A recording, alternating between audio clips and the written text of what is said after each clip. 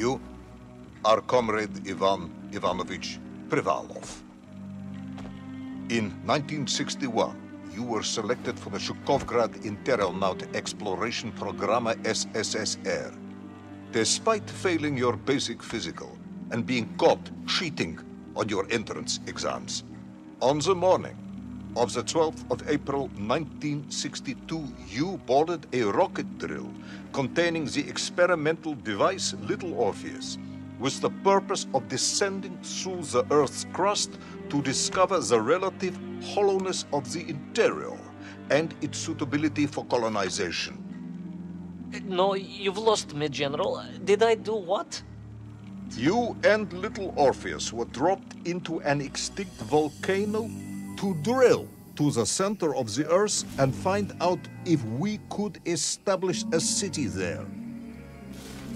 Note, if you will, that this date is over 3 years ago.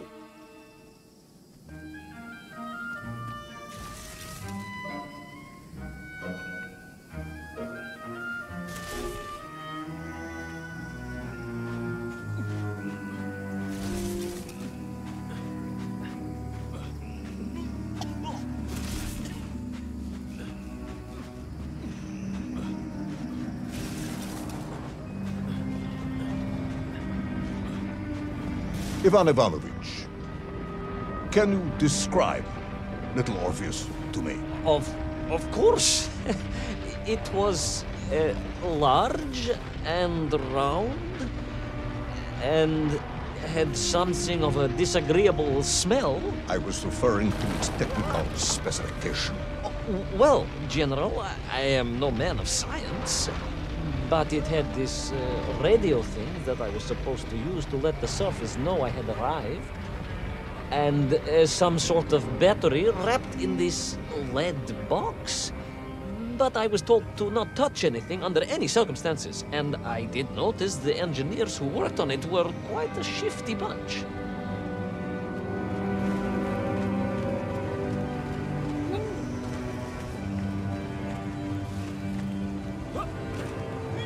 The Little Orpheus device contained a radio transmitter capable of sending a signal through miles of solid rock.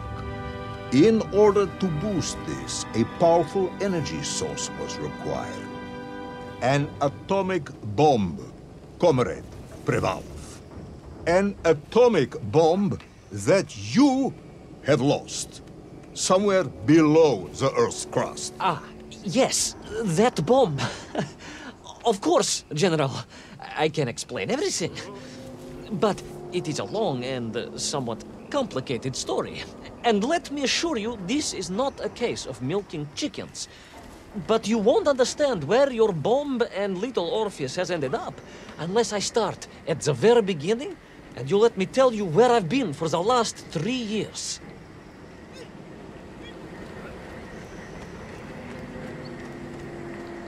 From the beginning, then. But this had better be good. Good, General. It's more than good.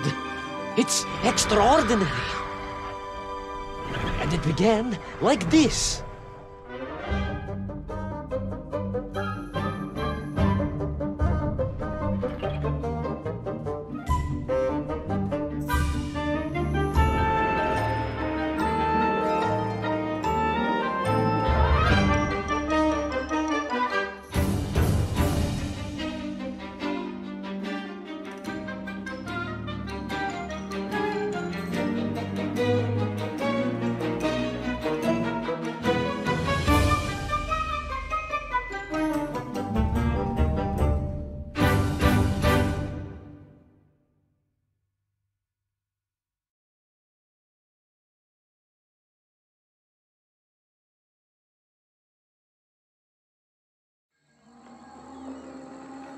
An extraordinary sight. I realized this must be the fabled land of Plutonia, as documented by the brilliant scholar Obruchev. A trail of destruction carved by the rocket drill led down into the wild and mysterious jungle. The rocket drill itself must have snapped in half somewhere below Kamchatka, and little Orpheus bounced out and became lost in that prehistoric forest. If I was ever to get home, my mission was clear: to find little Orpheus.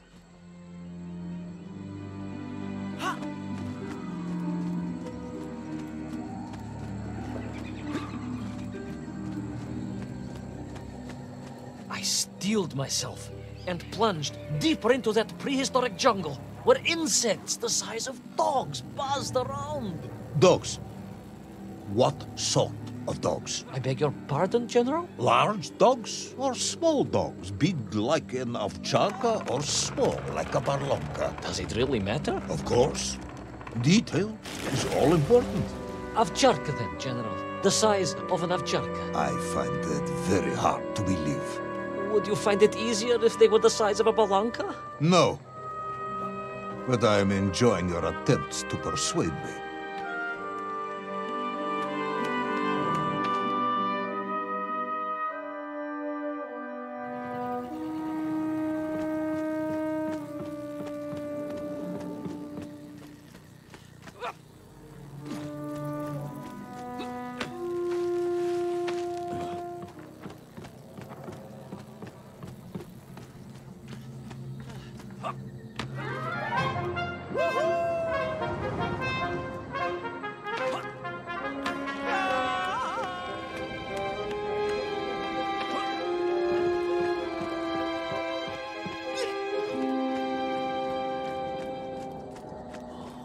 Another part of the rocket drill. But still no sign of little Orpheus.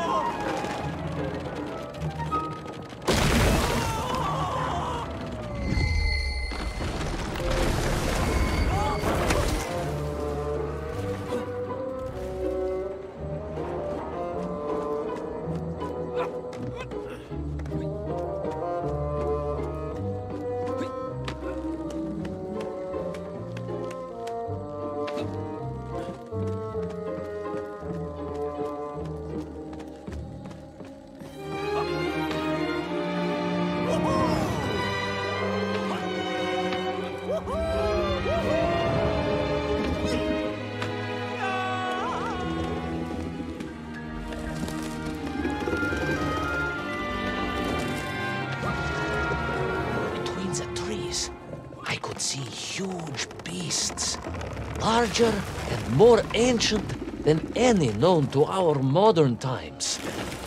Could it be that Obrachev was right? And deep below the Earth's surface, prehistoric monsters still roam freely? Yes, but little Orpheus.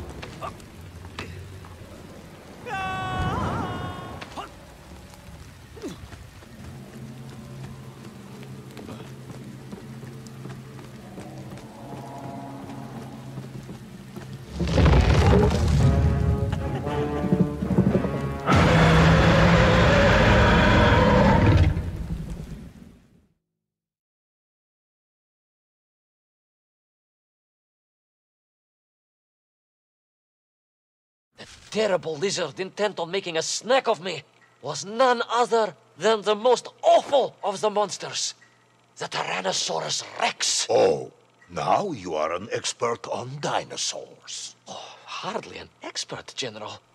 Just educated by the best schools in the world, like all good socialists. And I remembered one crucial thing. I'm listening. Well, its greed is without bottom, its hunger is ferocious, but its brain is absolutely tiny. So, it can roar and roar as much as it likes, but it will never be a match for the sharpened mind of the good Soviet worker. All I needed was a plan to outwit the monster.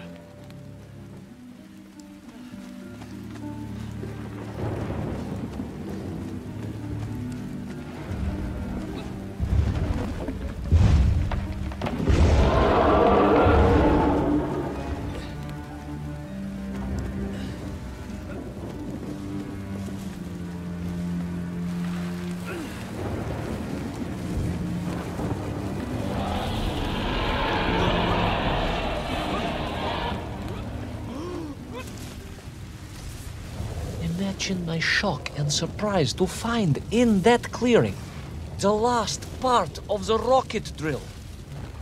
More shocking was the fact it had been ransacked. Someone had made off with the tools, the weapons, the rations, and the spare parts for the Pragviev. I began to suspect foul play. Perhaps little Orpheus was not lost at all, but stolen. All I could do was follow the trail further into Plutonia.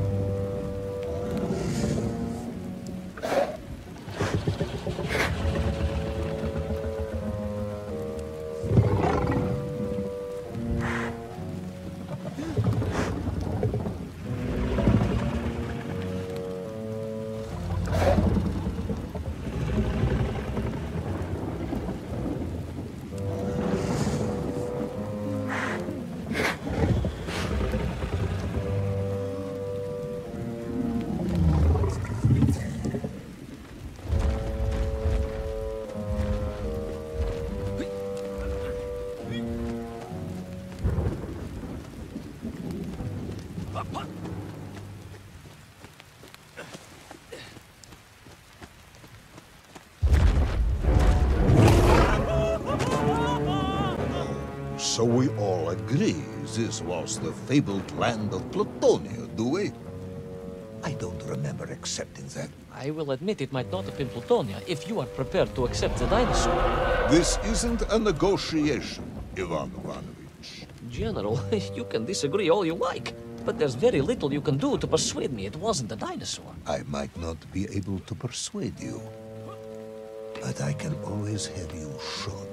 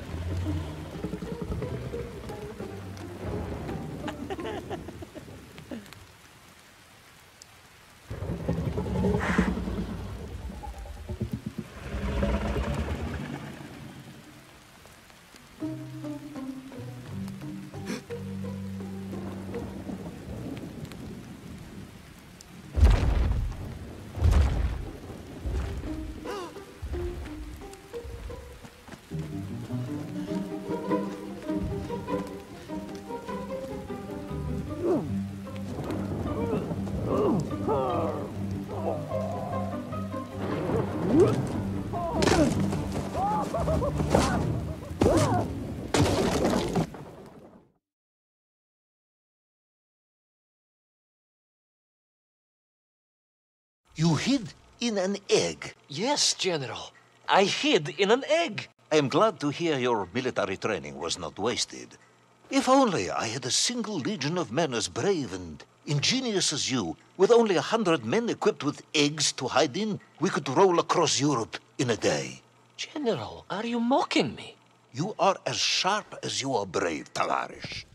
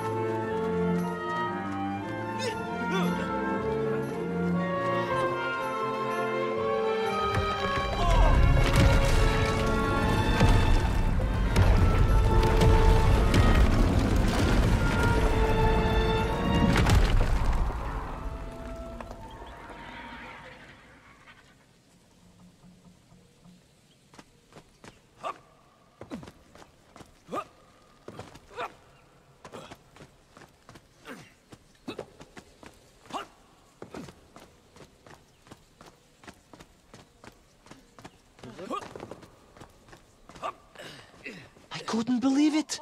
I still struggle to believe it. A whole lost city, buried in that jungle deep below the crust of the earth. Who would have thought it was possible? Who indeed? It is, of course, a shame you didn't think to record the moment for posterity and help us all to get over our disbelief. But I did, General, I did! My training was excellent, and I immediately took out my komsomolets and began to document all I could.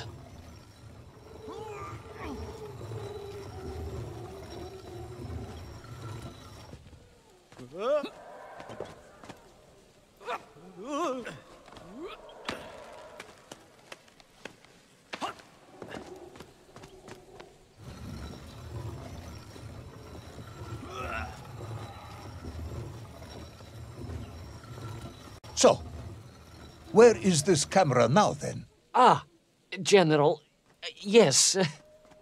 What, of course, I meant to say was my training was excellent, and I immediately reached for my camera, only to realize it must have been torn from my utility belt in the crash and lost forever in that forgotten jungle.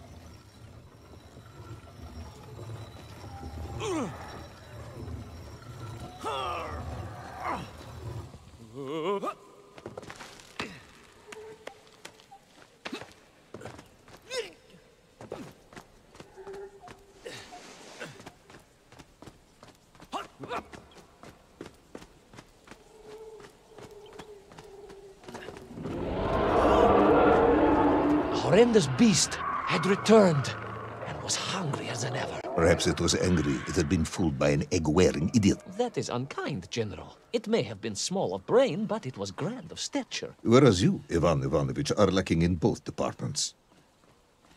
Presuming there were no more eggs to hide in, did you have a new plan? I did, General. Please, do tell me, what was this brilliant plan? I ran like hell, General.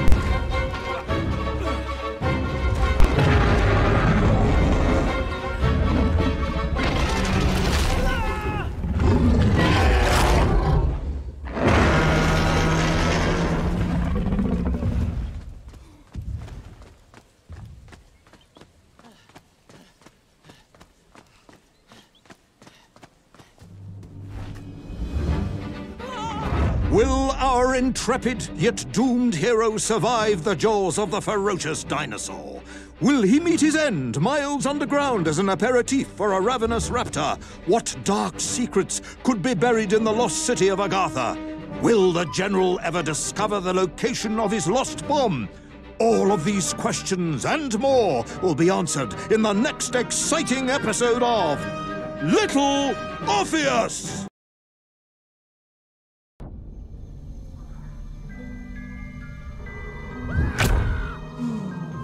What luck! What a miracle! One moment I was rushing into the fetid tonsils of that horrible monster. The next, I was plummeting downwards to the jungle floor beyond its reach. Afraid I would land on something soft. Perhaps your head. But nothing could have prepared me for what was about to unfold. An epic saga of pride, power, and revolution. A struggle for freedom, the likes of which our world has never seen. And it happened like this.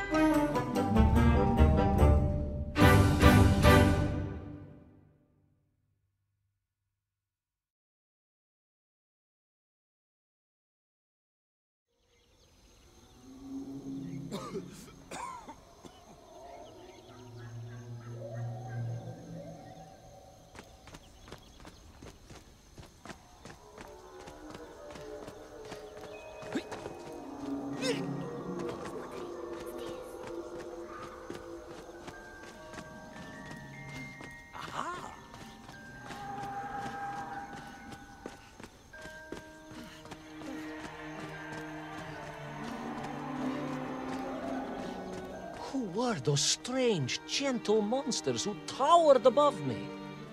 I could only guess they were the lost tribe of the Mienf, an earlier race of people.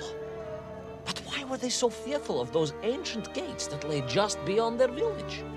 And why did they seem to recognize me? Why?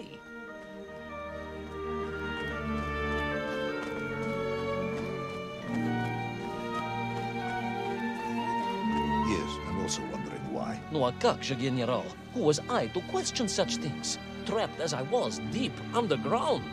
I was more curious, I must admit, about the location of Little Orpheus.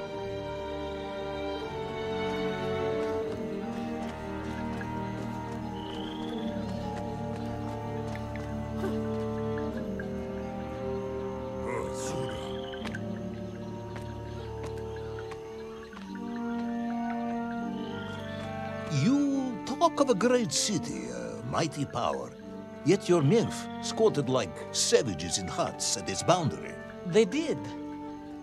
And the answer to that mystery lay beyond my grasp at that point. Because it was a wonder, it truly was.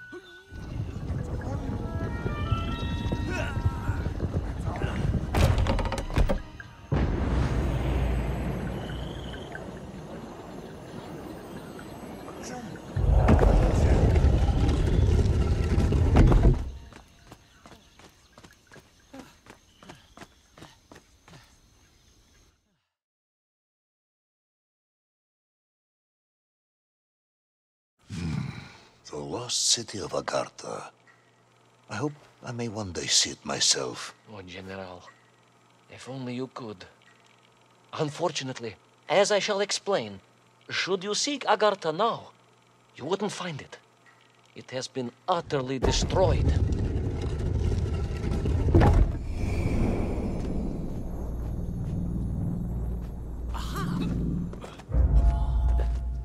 Utterly destroyed? Utterly, General, a tragic loss. A convenient loss.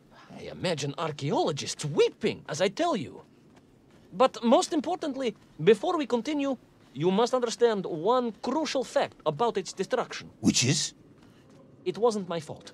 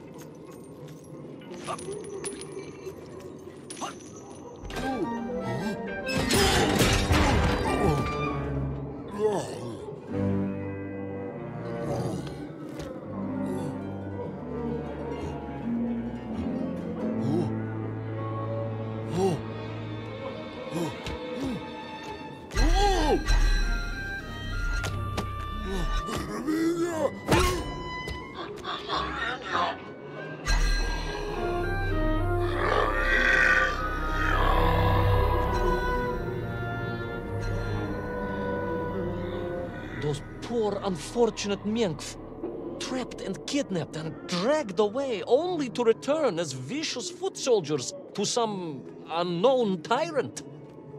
And yet, there was something familiar about the Shtukovna they were forced to wear on their heads, which I was sure were being used to control and enslave them. And what was that? General, it curiously resembled the radio sets I used to tinker with as a child. Radio sets. It was very curious. It was very curious. It was extremely curious.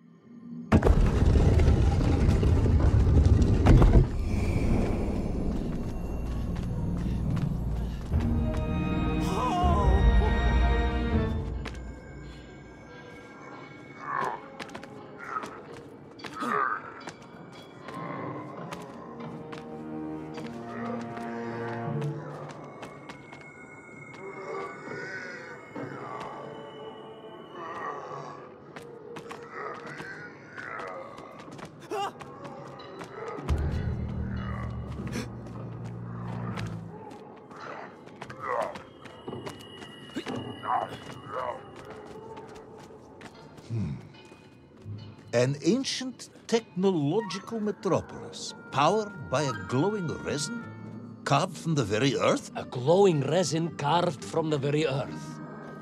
Do you see, General? I fear you are about to enlighten me.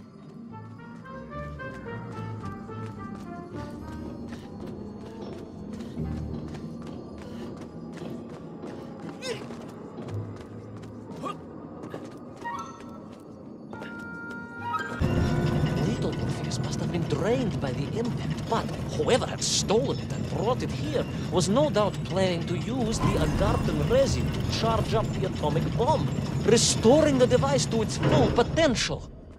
What sort of man would come up with such a monstrously reckless scheme? Perhaps the type of man who has such limited understanding of atomic energy that he thinks an ancient metropolis can be powered by shiny marbles.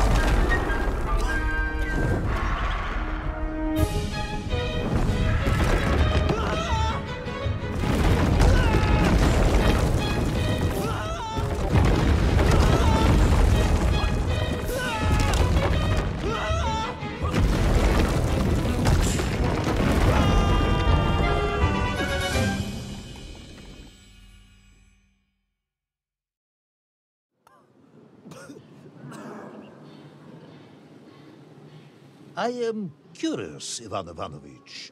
You talk and talk about this great subterranean city. Yet what you describe sounds strangely familiar.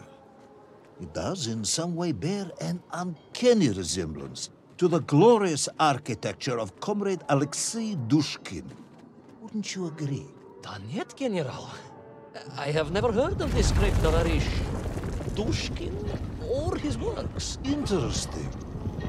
Because you were photographed on the steps of his marvelous Vysotka na Krasnich Varotach, shaking hands with the Glavny Constructor. That was the chief designer? The sweaty little fat man with the bad hearing? Mind your mouth, Ivan Ivanovich. And don't think you can distract me by slandering one of the great visionaries of our time. Without him, neither of us would be sitting here now. Must remember to thank him for that, General.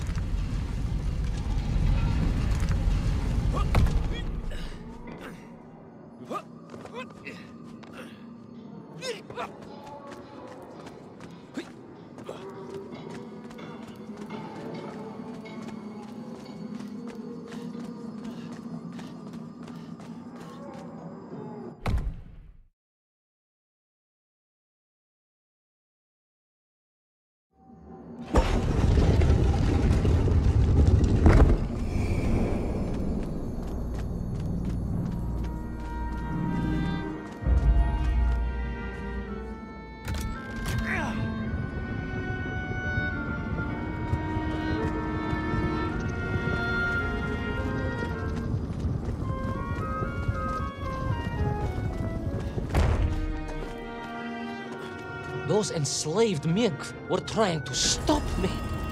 I was sure of that now. I find myself sympathizing with them, I must admit. No, General, then I have failed to win you over. Uh-huh. A point of agreement at last.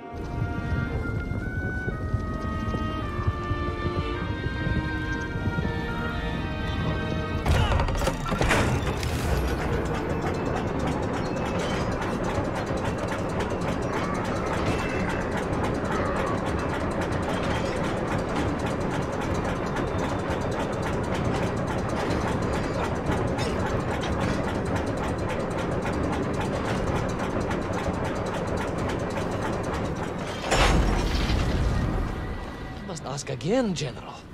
Are you mocking me? That would be unprofessional, comrade. I will try harder to convince you then. It is, after all, a cautionary tale of unleashed tyranny. It is a cautionary tale of unleashed idiocy. But please, do continue.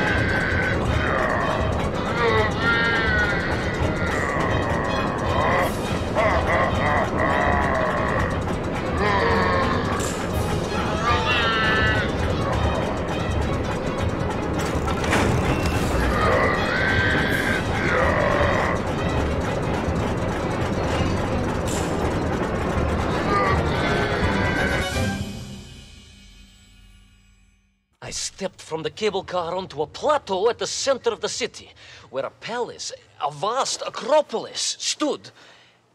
I was reminded of Chelyabinsk-Sorik. May I ask how you know of Chelyabinsk-Sorik? My Aunt Masha was a traveling tinker who married a beef investigator from Zlatoust. She told me of a secret but wonderful city in the west. An edifice of sheer power, humbly serving the will and needs of the people. Yes, unfortunately, that story didn't end so well. No. That's what Auntie Marcia told me. And perhaps that is why I was also reminded of it. Because the moment I touched the floor in that place, I could tell something was very, very wrong.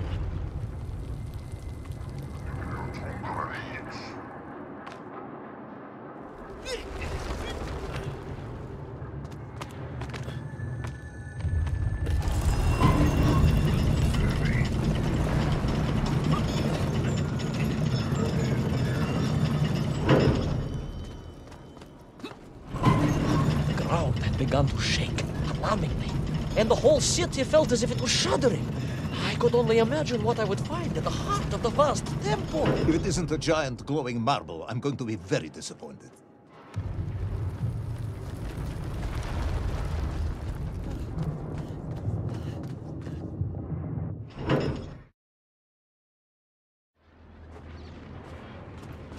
A huge resin sphere that overshadowed all of the others.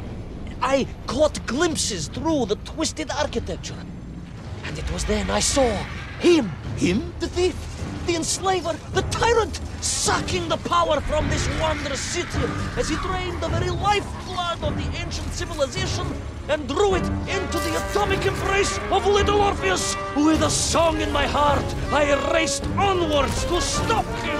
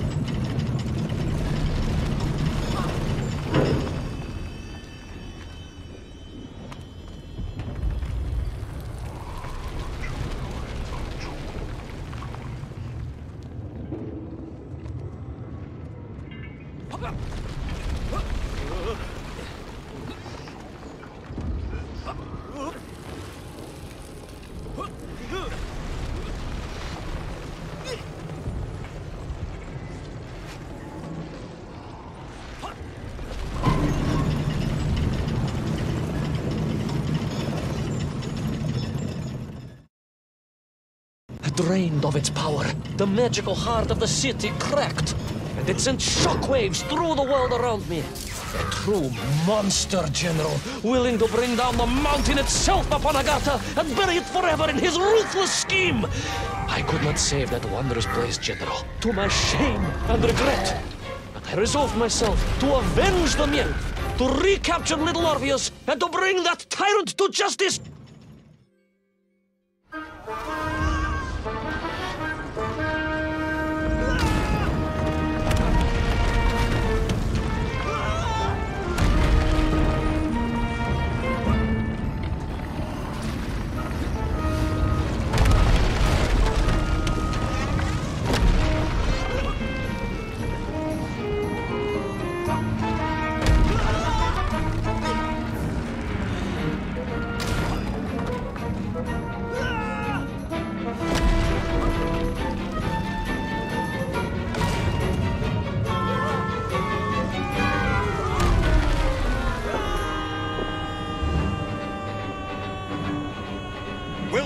Plucky yet careless hero fall forever through those unknown skies? Will he discover the identity of the brutal thief commanding the army of the Mength?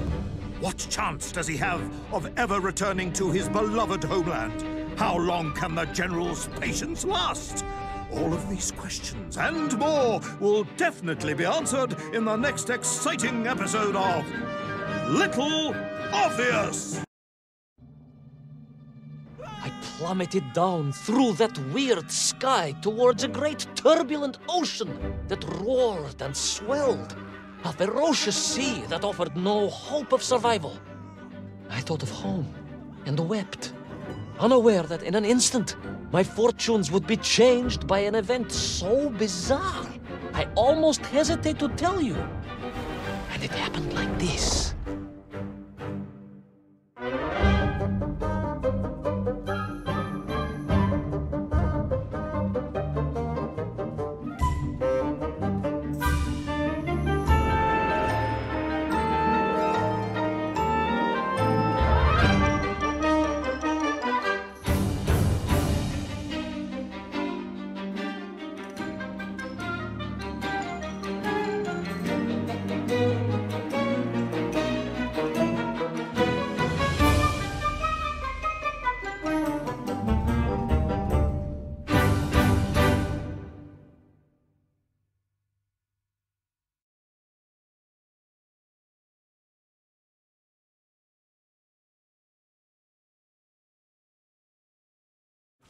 A giant whale? It was huge, General. You were swallowed by a giant whale. Yes, General. You look remarkably well for a man who was swallowed by a whale. I am blessed with a strong constitution, General.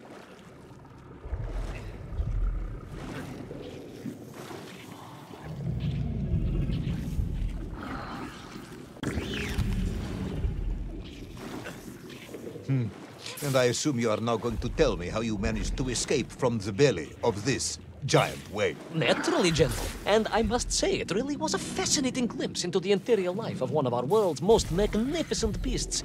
I consider myself a wiser man after this experience.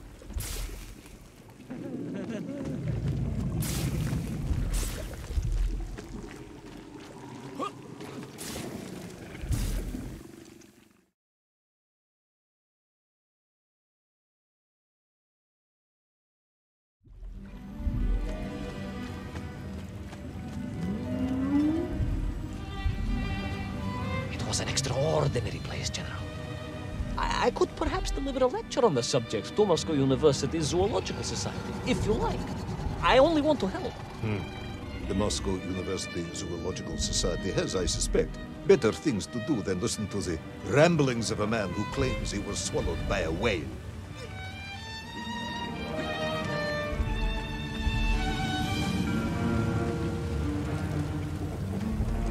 That is a shame, General.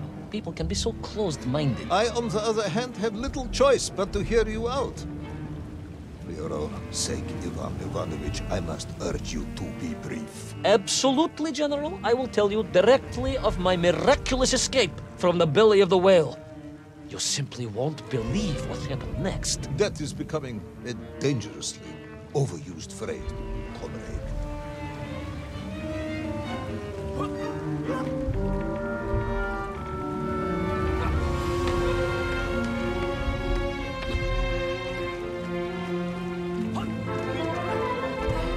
And so I found myself deep within the whale's organs. A strangely beautiful place. A sort of fleshy wonderland. A glade of polyps and globules. A landscape as awe-inspiring in its way as the forests and mountains of Altai.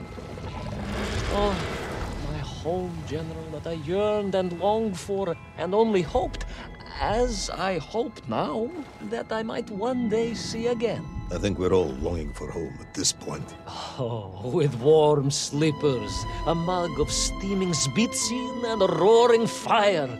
Not far from home, trapped inside a monstrous fish with only the strange and evil-looking worms that infested its gut for company. With only one's dedication to one's country and mission to keep one from falling into despair. But no, General, I could not. I had to escape, to find little Orpheus and my way back to the surface and home.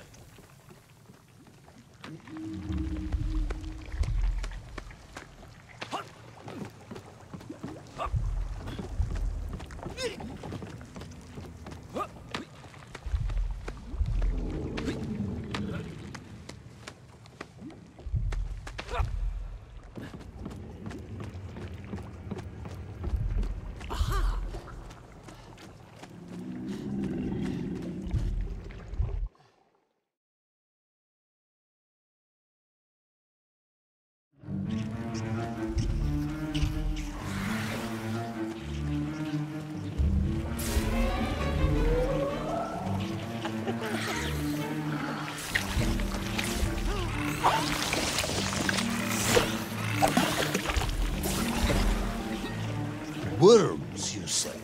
Living inside the whale? Oh, they were horrid things, those worms, General. And most unwelcome, I would say. Parasites. I had no idea just how big the infestation was, nor of the tremendous sizes they could grow to. At that point, my thoughts were only of escape. And I had a plan. Yes, I'm sure you did.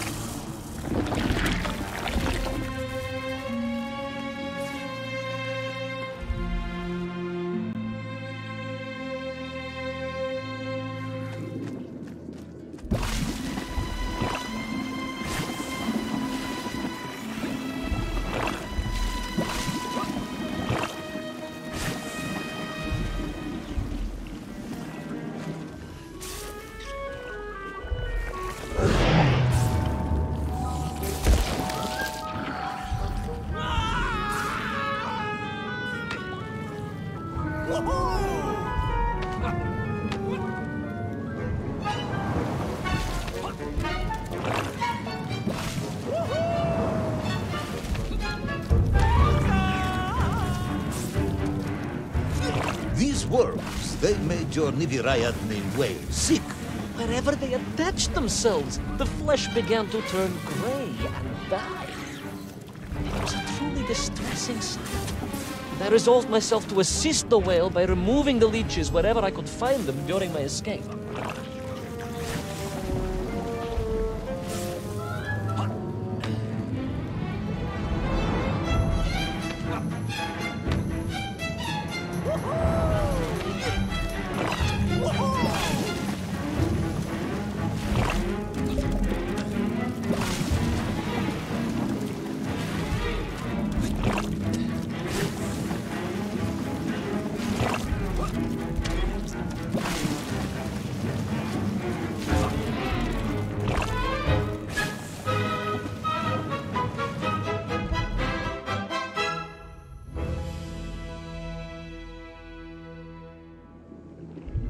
In my mind, it was a simple plan, General.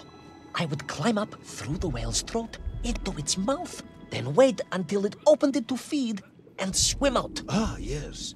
Brilliant, Ivan Ivanovich. Only one or two minor flaws with it. For example, did it not occur to you that the whale will likely be deep underwater when it ate? We brava, General, but I am a strong swimmer.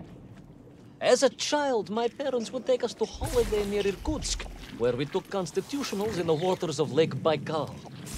In fact, my mother often called me her malenький морской котик.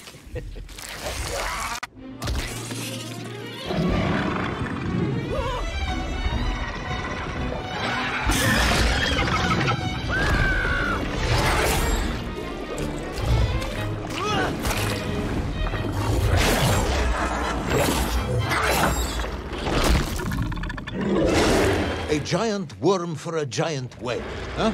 At the risk of repeating myself, it was huge, General. The Moscow University Zoological Society may be interested after all.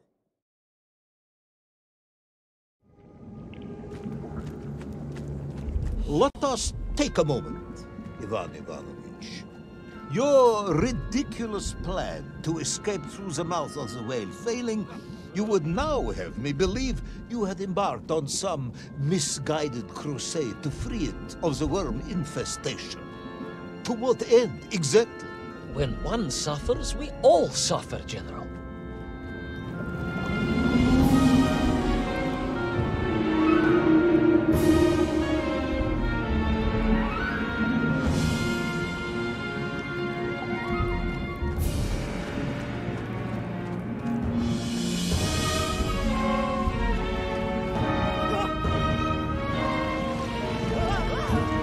Your ideological commitment is admirable, comrade, but... I concluded that if I could find the root of the infestation and neutralize it, the whale could mount a spirited counterattack against the worms.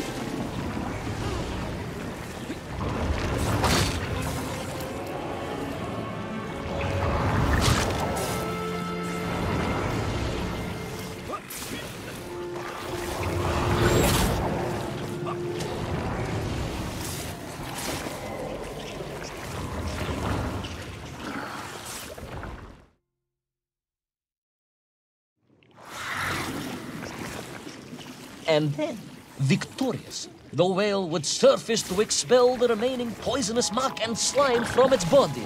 And at that point, I could escape through the nearest convenient orifice. In this case, most likely the blowhole. That is the most revolting thing I've ever heard. General, we are Russians. We have withstood the sheer force of nature and history and emerged triumphant. An expedition through the nasal sphincter of a gargantuan whale is nothing to us.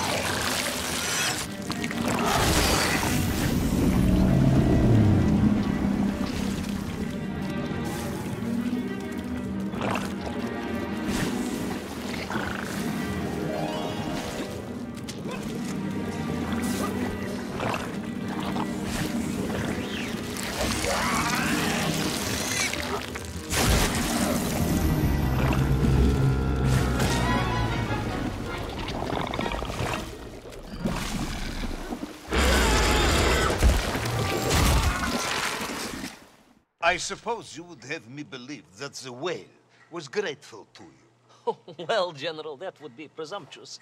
I doubt it was even aware of my presence. But I had more immediate problems. For if the whale might have been relieved by my actions, the worms were enraged. Worms Furious. Worms Incandescent. do not feel Violently indignant. emotions. Demented, General. Deranged. Enough!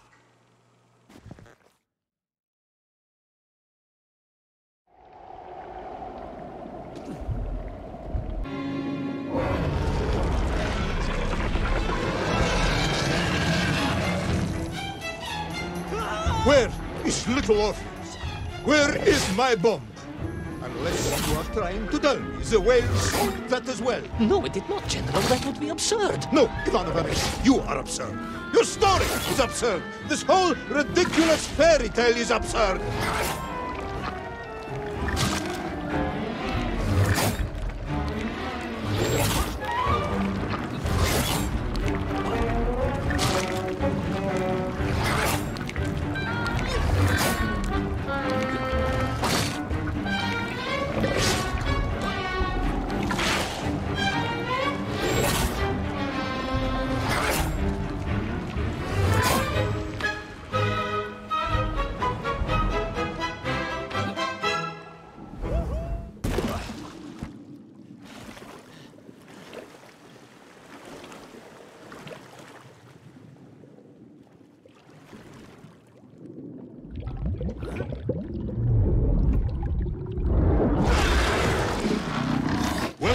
Brave yet foolhardy hero escape the furious worm?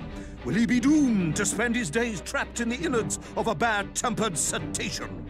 Where is the whale swimming to in such a rush, and what will it do when it gets there? Is the general about to lose his temper and order the cosmonaut shot?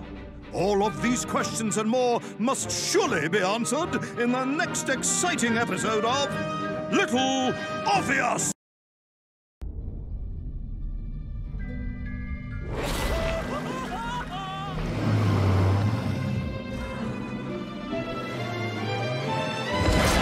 Flew from the whale's blowhole like a supersonic jet.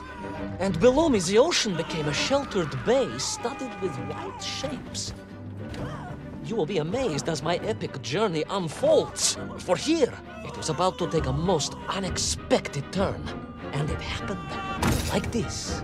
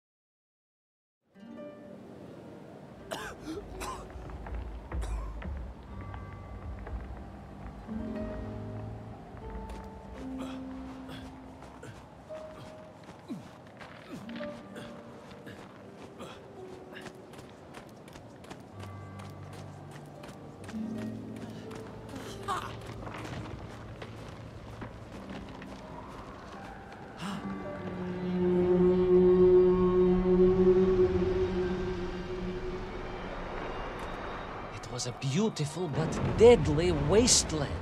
Freezing cold, brutally chilly, enough to kill a man in hours. Yet here you are. Indeed, General. An impoverished childhood playing in the streets of Omsk during those bitter winters had made me hardy. I thought you said you grew up in Altai. Ah, General, the life of a poor toy maker's family. We had to move from place to place just to find work.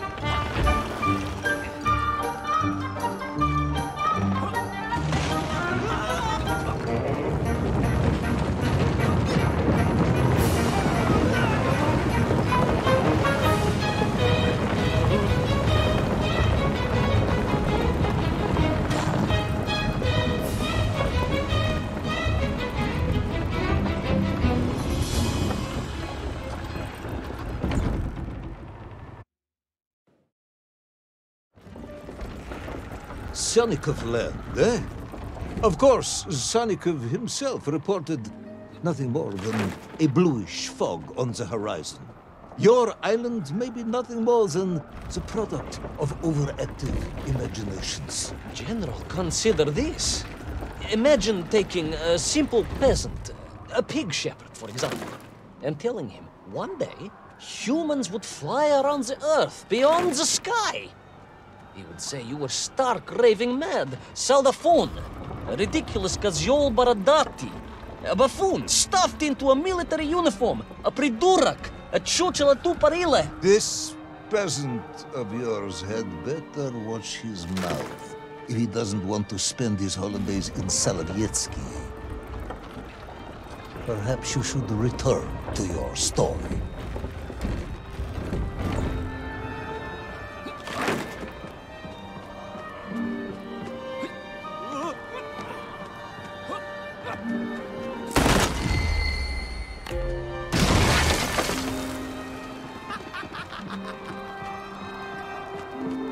There in the cliff, I could not believe it.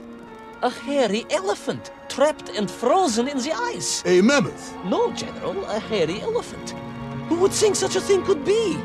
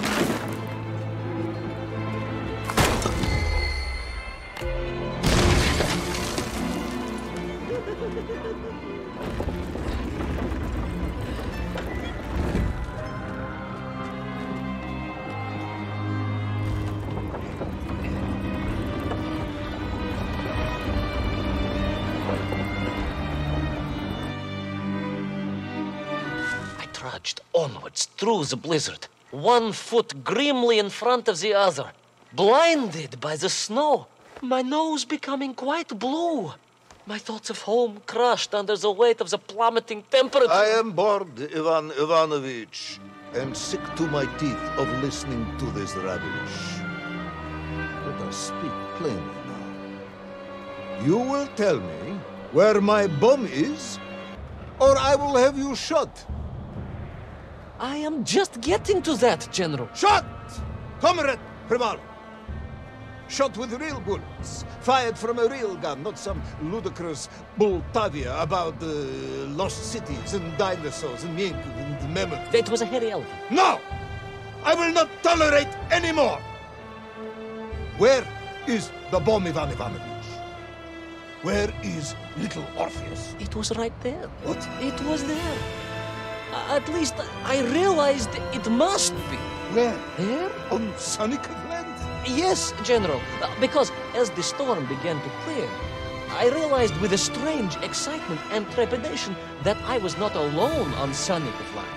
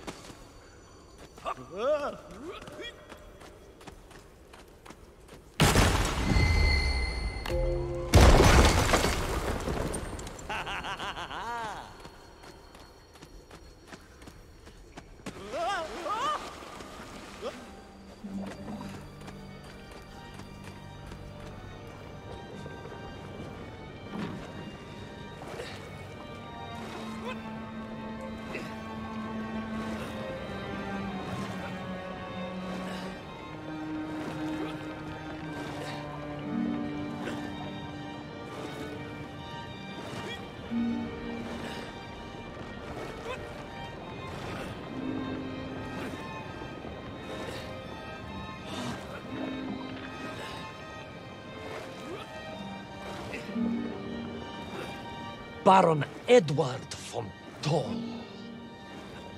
Of course, I remember reading about his tragic expedition at school. We were taught he had died a hero's death out on the icy wastes, searching for Sonicov Land. Yet what if, in doing so, he had sailed accidentally into the interior, deep below the crust of the world? A fellow citizen of the surface. I had to try and find him.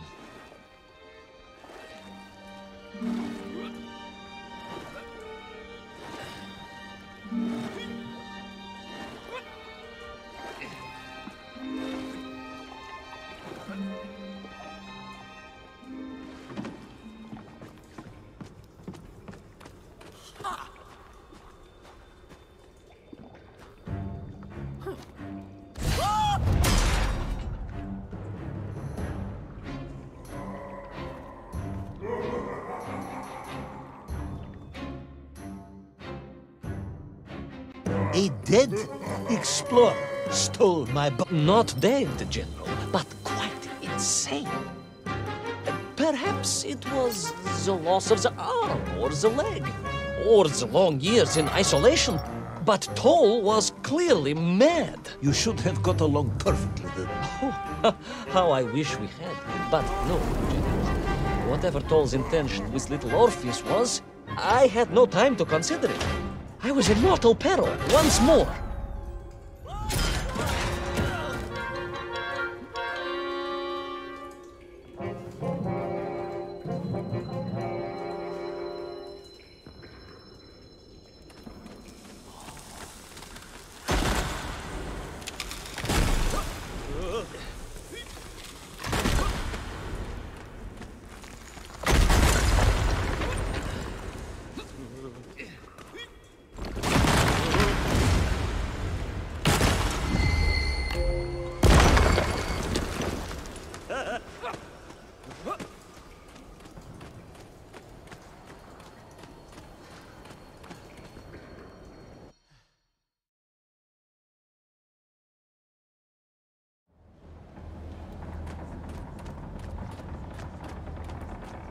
So, you believe that Tol had somehow enslaved the Mienkiv and bent them to his will? I do, General. It was obvious.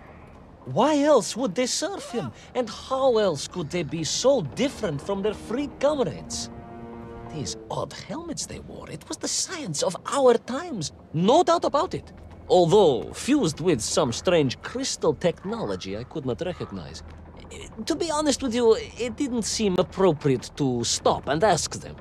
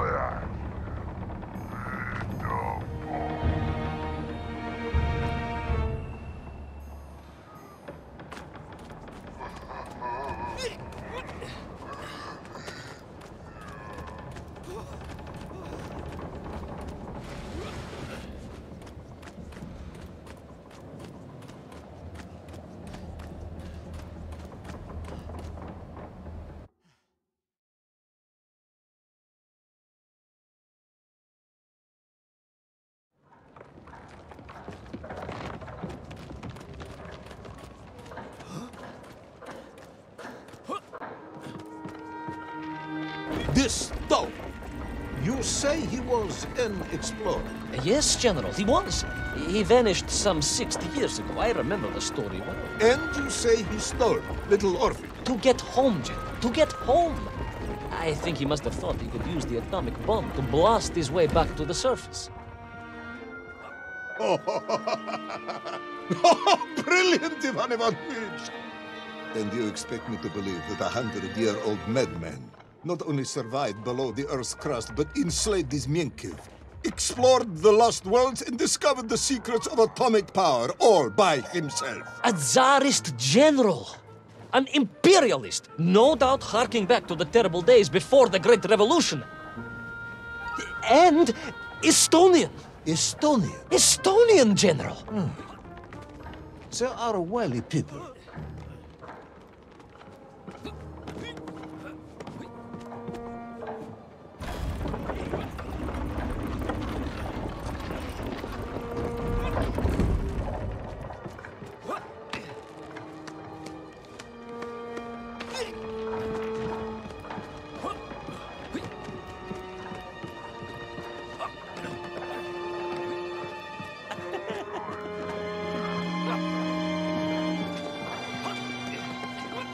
The slave mines stretched away into the distance, and I sometimes wondered if I would ever find my way out. But I never gave up, General. Of course you didn't. You are a hero, Ivan Ivanovich. No, General, no, I am no hero. I am a simple toymaker's son from Tomsk. Omsk. General? Omsk. You said Tomsk. I said Omsk. You said Tomsk. General, I think I am well aware of the city of my birth. Perhaps all the moving around as a child confused you.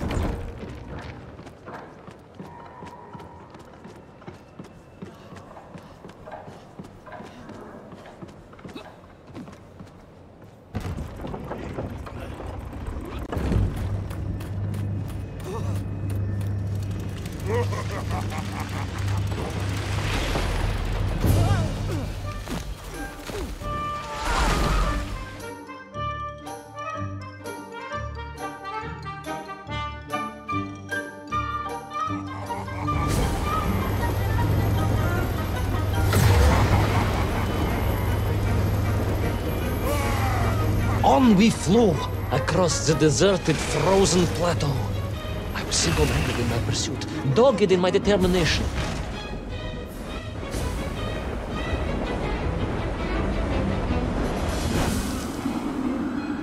I would take back little Orpheus and prevent Toll from detonating the bomb. Ah, you are as humble as ever, Tavares. Well, General, you are a great military leader, a great strategist, whereas I am simply the humble son of a watch toy maker, and driven by patriotic fever with no regard for my own safety. I rushed blindly on.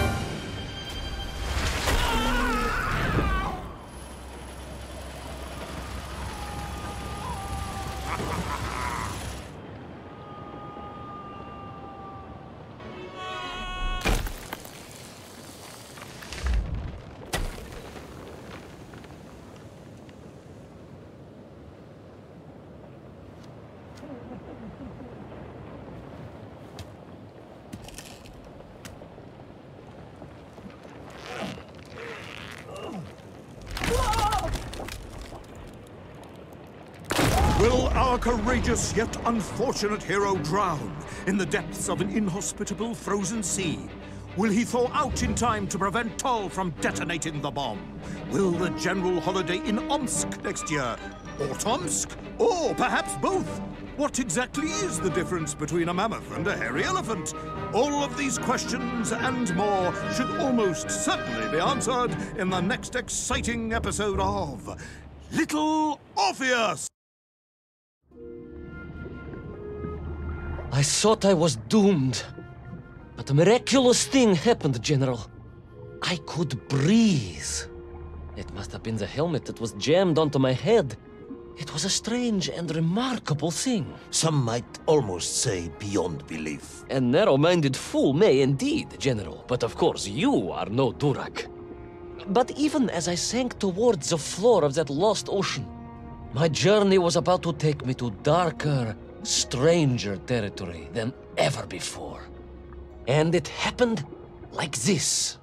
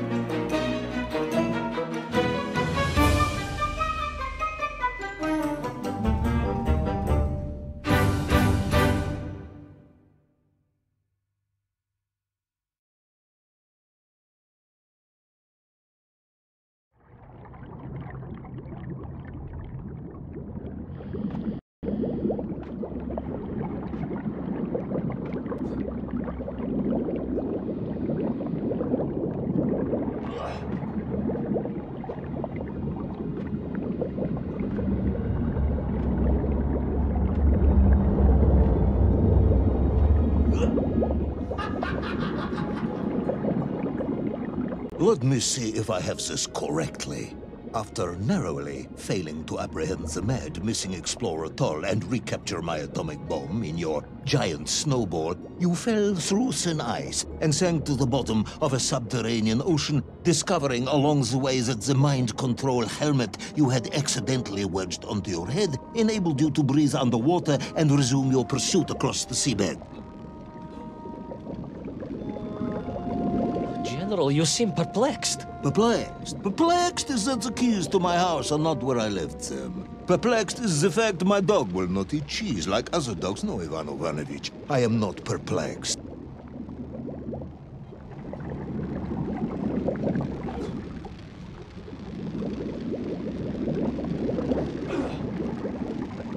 Intrigued, then, perhaps? I'm not sure intrigued is the correct term either. Enraged at being taken for a simpleton, now that, perhaps, is a better way of describing my current state of mind.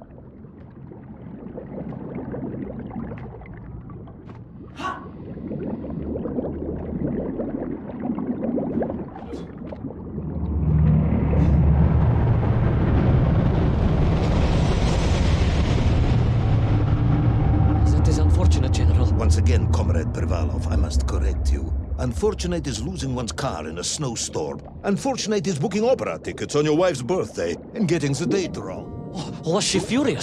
That is not the issue! Furious. However, now that is a good word. I could speak with your wife. Would that help? I could always have a word with her if you like. I could always have you shot. Oh, you could, but I suspect she would appreciate the gesture less.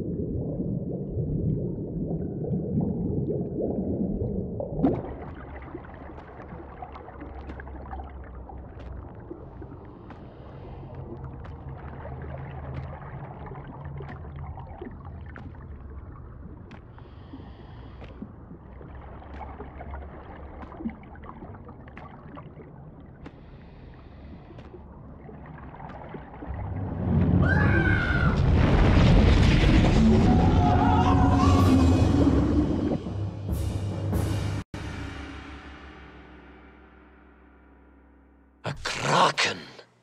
A vast monster of the sea. A giant, humongous, many-armed electrical destroyer of ships and cities. Electrical? Electricity flowed along its horrible body, sparking and stunning all it touched, flowing like deadly rivers along its awful tentacles.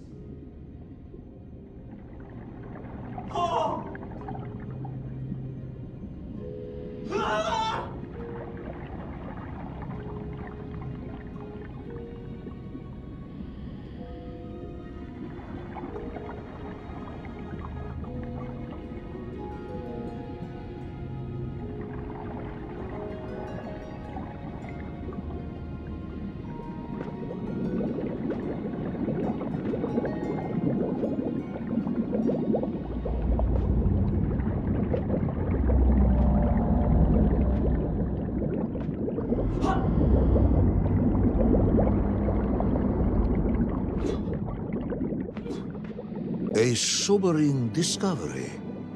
Are you suggesting that the vessel simply wandered off course and sank here? That seems unlikely even by your standards. No, General, I only wished that were true. The mighty ship showed terrible scars, signs of having been grappled and torn asunder by some huge and terrible adversary. That is indeed strange and curious. I am troubled by this discovery. Might you almost be perplexed, perhaps? Don't push your luck.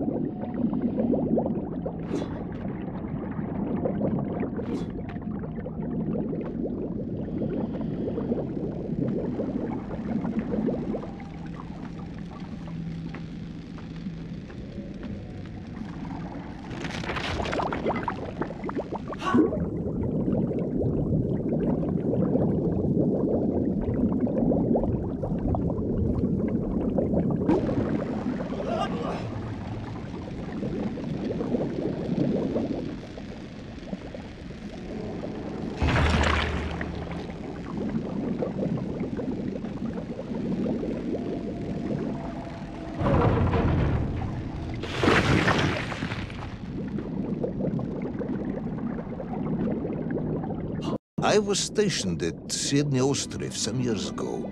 I am only too aware of how easy it is for the imagination to create monsters when one is exposed to lonely and dark places.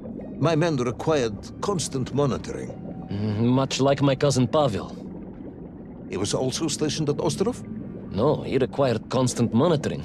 He was a devil for stealing eggs.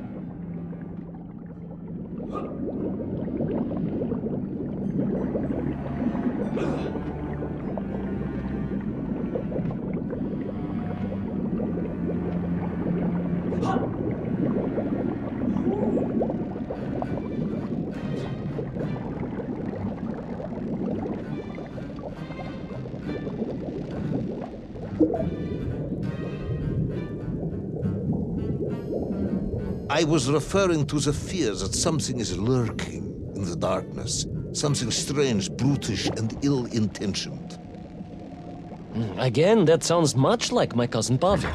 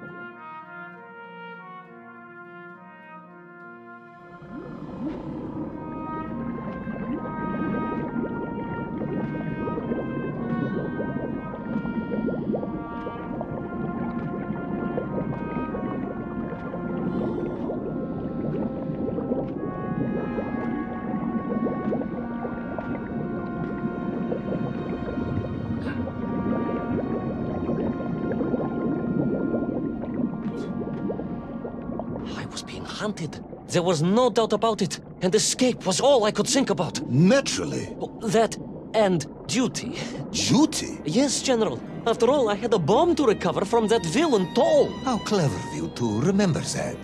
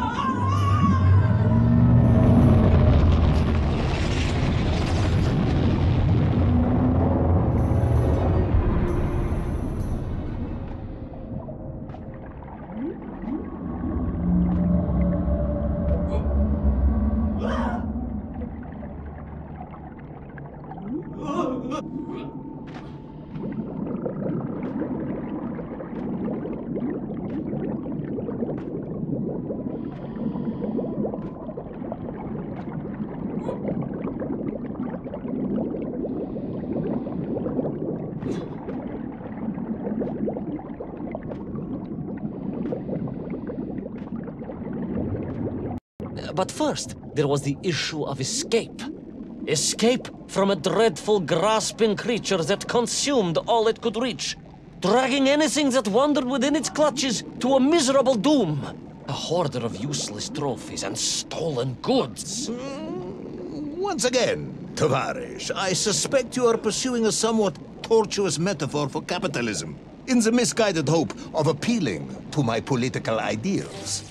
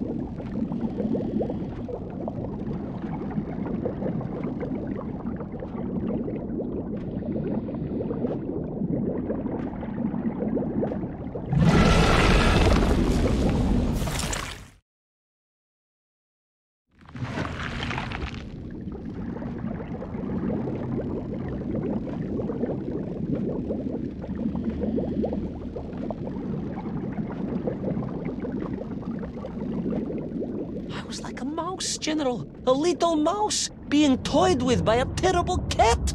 Rather a wet mouse. I was like a little underwater mouse. Being stalked by a giant rubbery electrical cat with 8 tentacles. Exactly, General. Good, I'm glad we cleared that up. You may continue.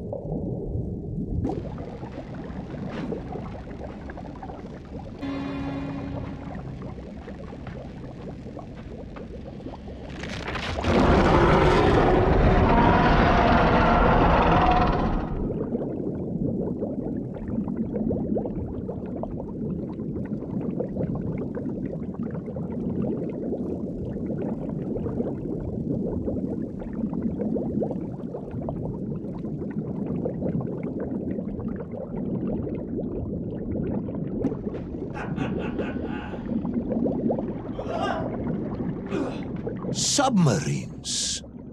You didn't mention submarines before. Didn't I? Why? No, Navernia, General. Of course, submarines. Millions of them.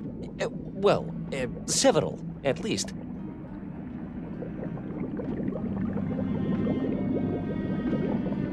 Any particular submarines? Did you see names? Numbers? General, have you lost a submarine? I am not at liberty to answer that question, as you well know. Well, General, losing one's car in a snowstorm is unfortunate, as you say. But to lose a whole submarine, that could be considered careless.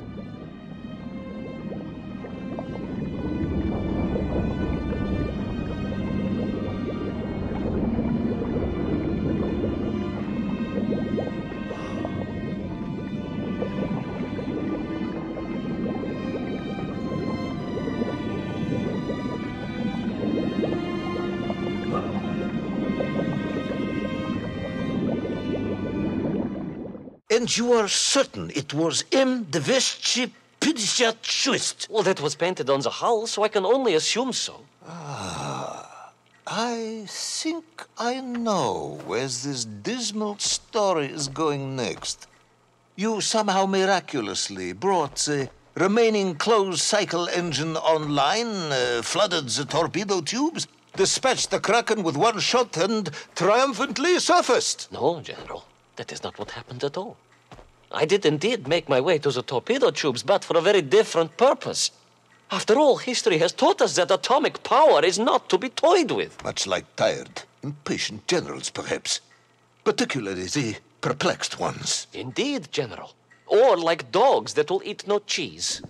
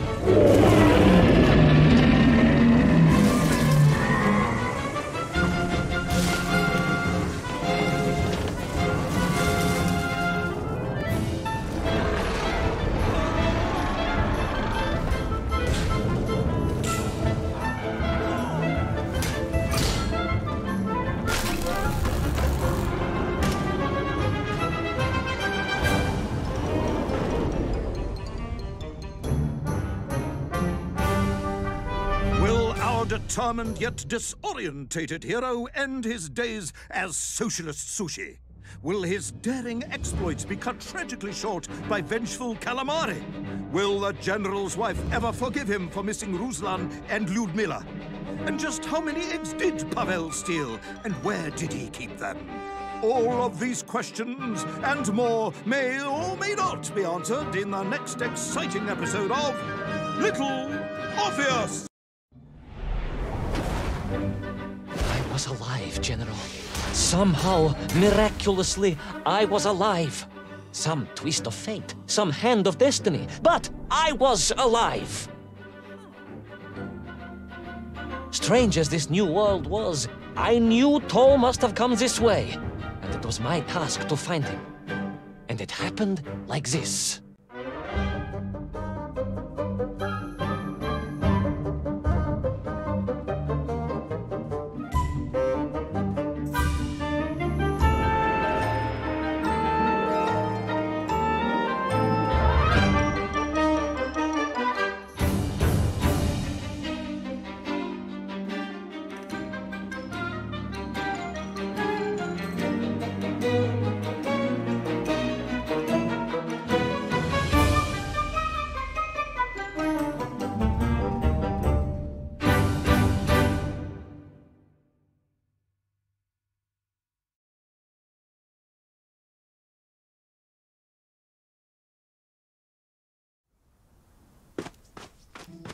The sun beat down on me relentlessly.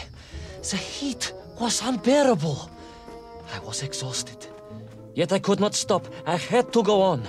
For 7 weeks I trudged across the desert. On the second day... Please, comrade, if we may. I think we can skip the details, unless you consider them to be particularly relevant to the location of Little Orpheus. Of course, General. We will simply omit the tale of the singing chasm, the oasis of mirrors, the sightings of Toll's Mienk aloft on their pterodactyls carrying parts of my crashed rocket drill over the horizon to Lemuria. Wait, the what? Singing chasm? Not that, but the rocket drill. Oh yes, General, the rocket drill. But what did Toll want with it? And why Lemuria? Lemuria? Lemuria, General. I am not familiar with this Lemuria, comrade. Well, that is because it does not exist, General. Or at least, so I thought.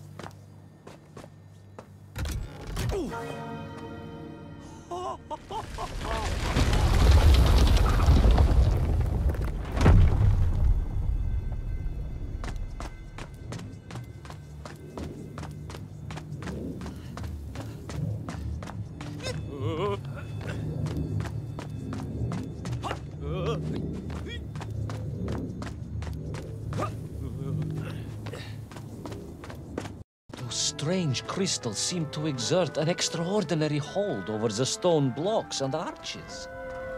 When they hummed, the whole city remade itself. Where they were missing, clearly looted by some villainous thief, the city was fallen to ruin. It was like a vast musical instrument, vandalized, and yet still attempting to toot.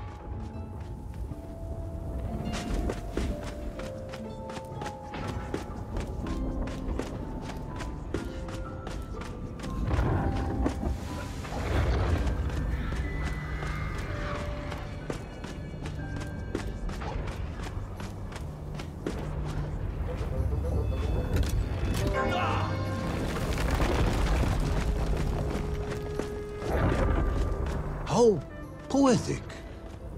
I'm sure our engineers would be fascinated and baffled in equal measure. If the whole department hadn't been arrested for sedition last week, I would happily convey it to their skeptical ears. Sedition, General? Really? How poetic. I'm sure our engineers would be fascinated and baffled in equal measure. If the whole department hadn't been arrested for sedition last week, I would happily convey it to their skeptical ears. Sedition, General? Really?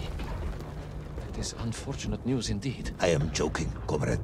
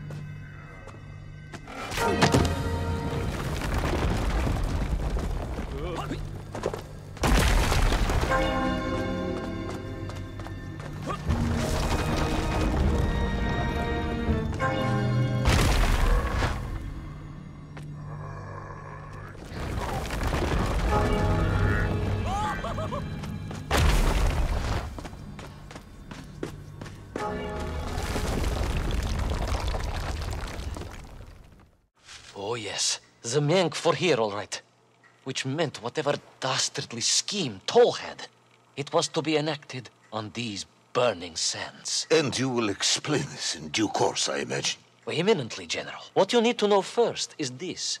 I have told you already how parts of the devices the enslaved Menk were forced to wear came from the surface. Radio parts and so on, yes, from what you have told me. Assuming there were plenty of lost ships in the ocean as you claim, for Toll to have dredged up what he needed to assemble them. Aha, good. You are one step ahead of me, General. I said assuming. Of course, assuming. Now, as I gazed in awe at the buildings rising and falling around me, I realized that the other major component of those mind-controlling helmets was crystal. Toll had raided Lemuria for me. He knew the city. He knew the crystals could amplify vibrations and waves, and was using them to boost the signal of the radio parts to exert his control over the Menk. Which meant...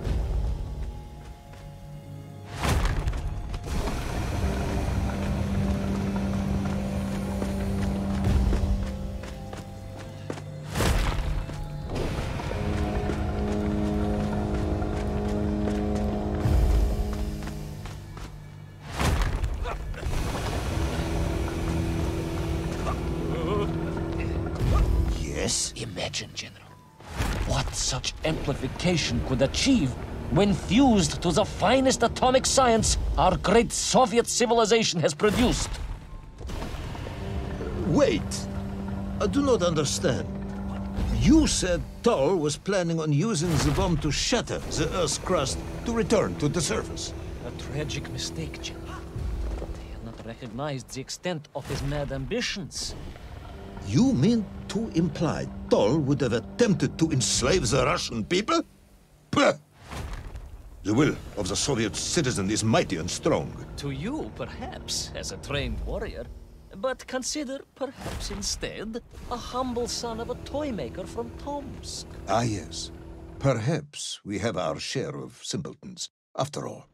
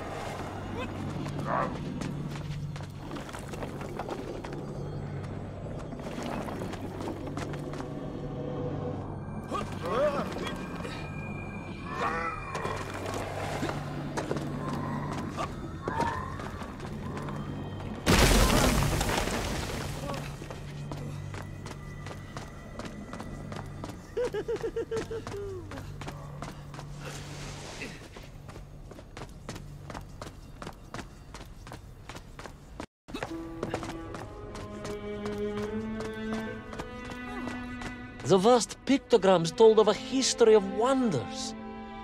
They seem to suggest the Lemurians were travelers from another world, where a mysterious clock seemed to stand. That is very mysterious. As mysterious as the location of Little Orpheus, perhaps. Yes, of course, General. I am just getting to that.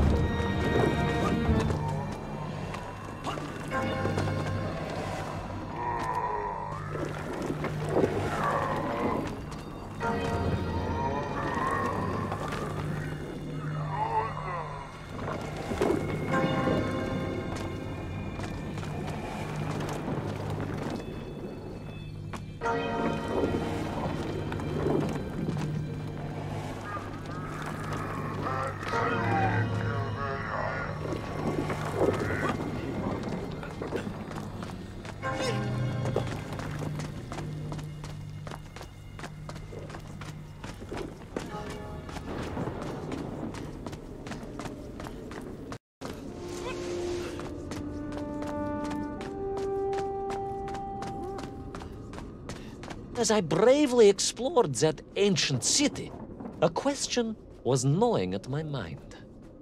What did it mean that the Lemurians had foreseen the coming of Tull? And who was the man from above that was celebrated as the savior of the Miengf?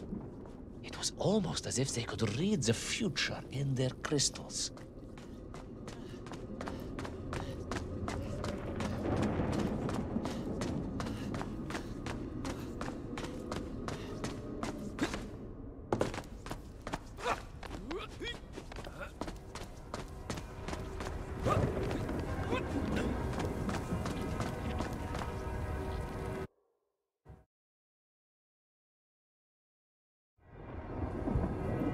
bells of Lemuria tolled and tolled, a roaring symphony, a crescendo of peals that set the city dancing, each note causing the crystals to shimmer and cascade with light. But the sandstorm was no natural phenomenon, and the bells did not ring for celebration. Something was very wrong here. Aside from the pterodactyls and the nymphs and the dancing stones and the ancient magical prophecies and the crystals and now the giant bells, you mean? If you don't want me to continue, General, then I can easily just quietly go home. Don't think Chepucho will get you out of this one, comrade.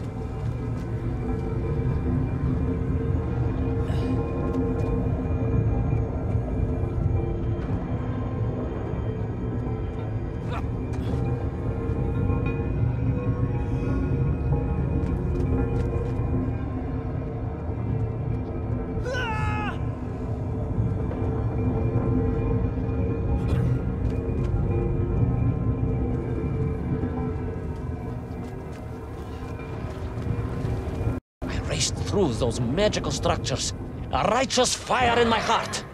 I was like the Brinya Nikic, prepared to strike at the dragon who threatened my homeland. Your heroism is only surpassed by your modesty. On the contrary, General, I chose the Brinya carefully. Like him, I am a simple peasant. It was fate that chose me to descend to the Earth's core. It was General Komanin who chose you to descend to the Earth's core.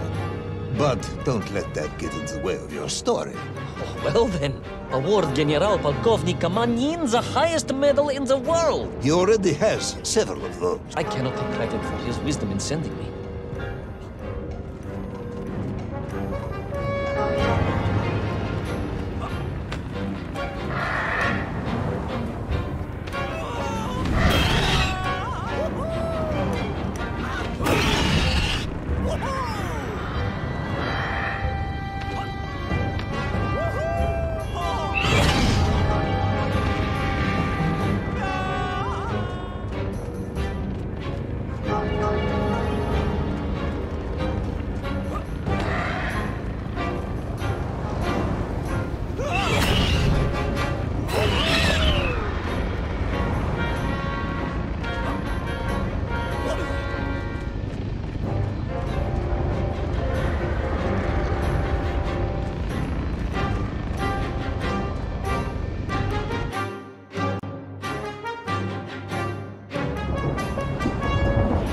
Was once a rocket drill ship, built to burrow into the Earth, was now a mighty vessel, repurposed to blast off into the skies.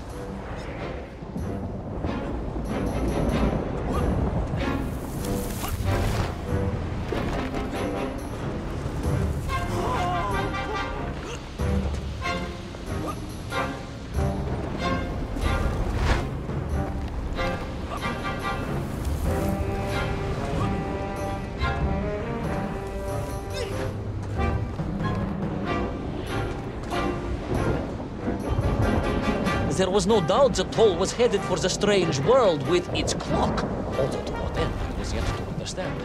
But there was no time to consider, no time for questions.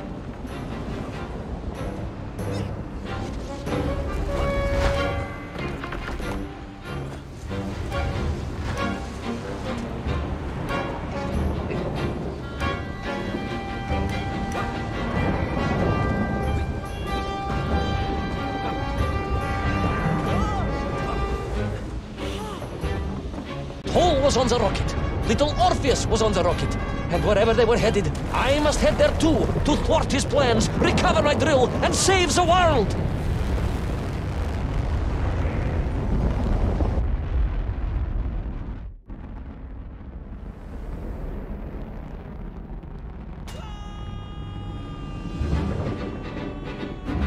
Will our enthusiastic yet disorientated hero be burnt to a cinder by the rocket's engines?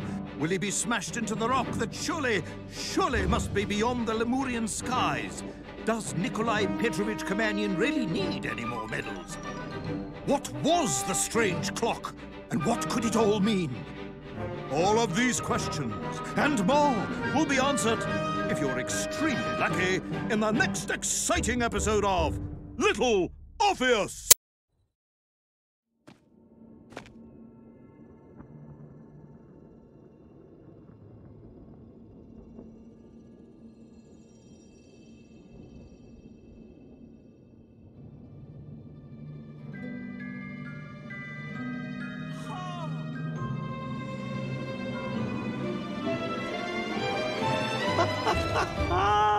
Laika! Are you stark raving mad? It was Laika! I am sure of it! That spirited little dog saved me! Laika saved you in her little space machine. I believe the correct term is capsule, General. Don't push your luck any further, Ivan Ivanovich. I fear it might snap. Oh, my apologies, General. In my excitement to explain what I discovered on the far side of the Metagalacticus Interiorus, I got carried away. And it happened like this.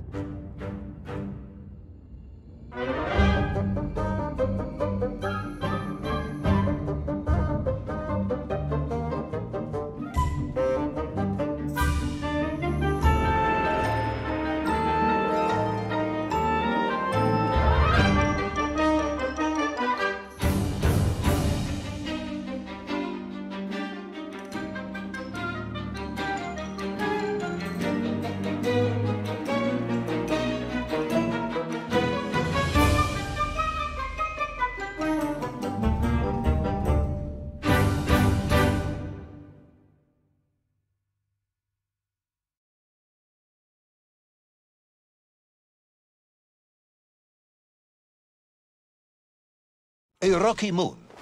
It's the center of the Earth. The source of all creation, General.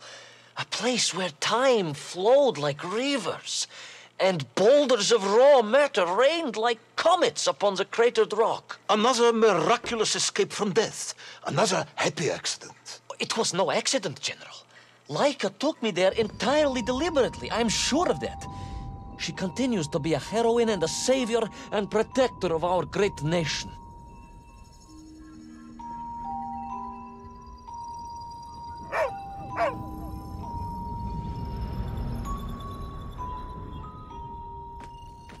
Laika died in orbit. No, General, she did not.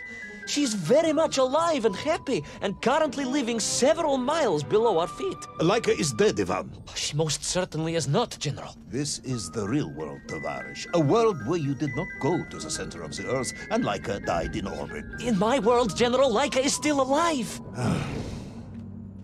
A better world, some may argue. Very well. I will live in your world for a while longer, but time is running out. Ah, yes, time, General. I was just coming to that.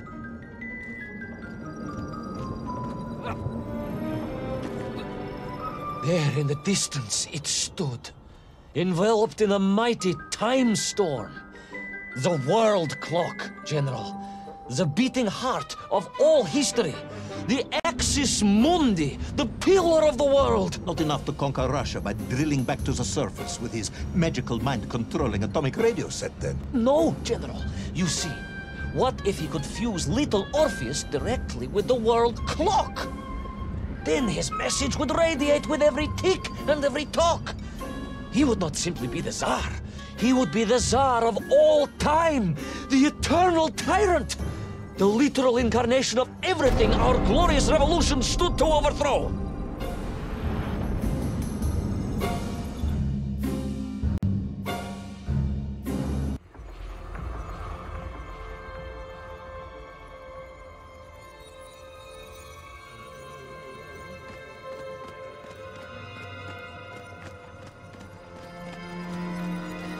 Sonikiv! Uncanny, General. But it was somehow different. I felt no cold. The waves were motionless. Indeed, it was as if I had stepped free of those rivers of time and stood on entirely motionless ground. And there in the distance, What? debris from Sarya and tall slave mines had washed up here, almost as if I were meant to find it. And there, amongst it, the winking of steel led me to a blasting cap, and a plan began to form.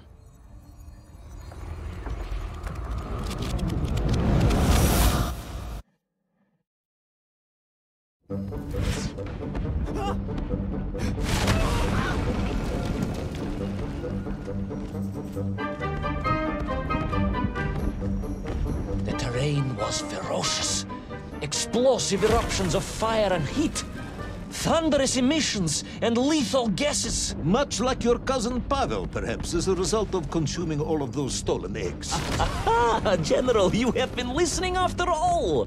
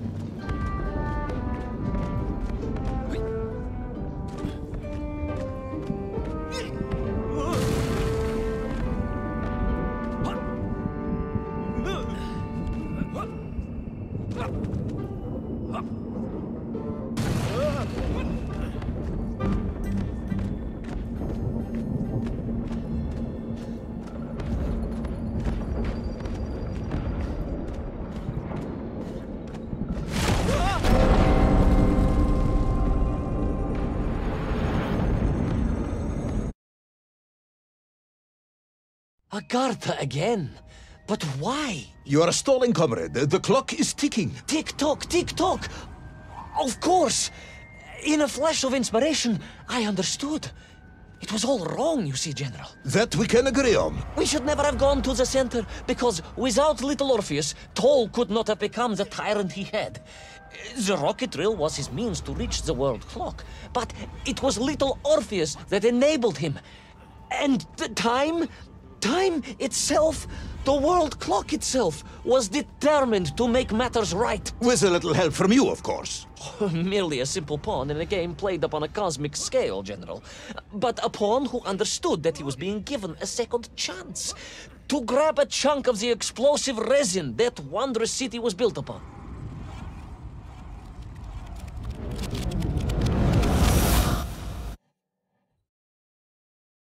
And I was back. The mighty river of time roared past me, carrying the weight of the whole of history with it. Even for you, this is a stretch. Our time is almost up. I have to submit my report within the hour. Time, General. Time was nearly up indeed. That ancient and magical river that carried me along was surely moving inevitably towards some kind of end.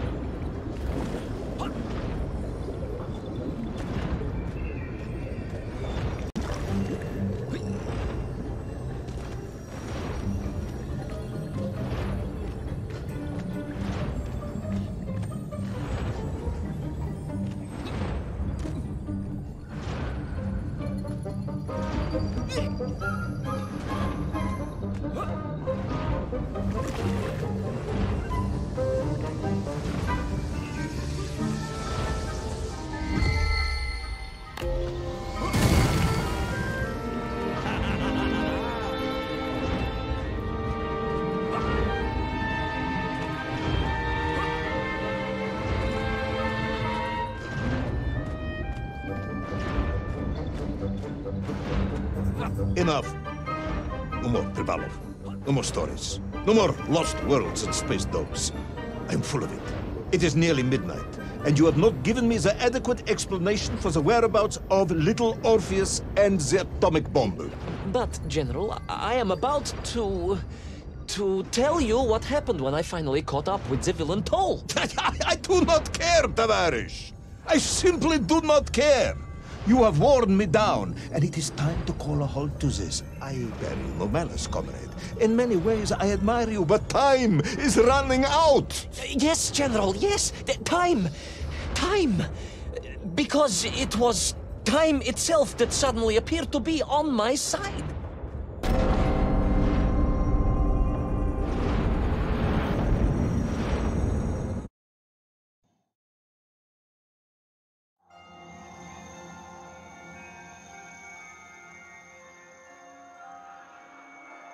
Perhaps the world clock was so impressed with your egg-wearing antics it decided to return you to Plutonia for a second attempt. I would strongly suggest you cut to the chase. The chase, yes.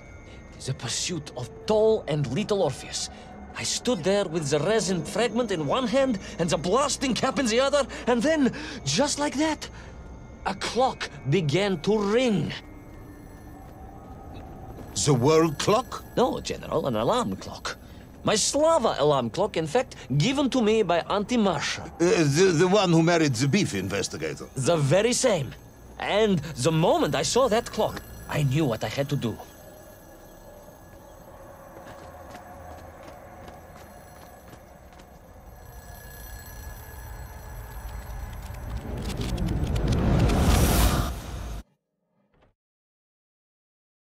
Yes, I'm waiting. A bomb, General. A bomb to destroy a bomb.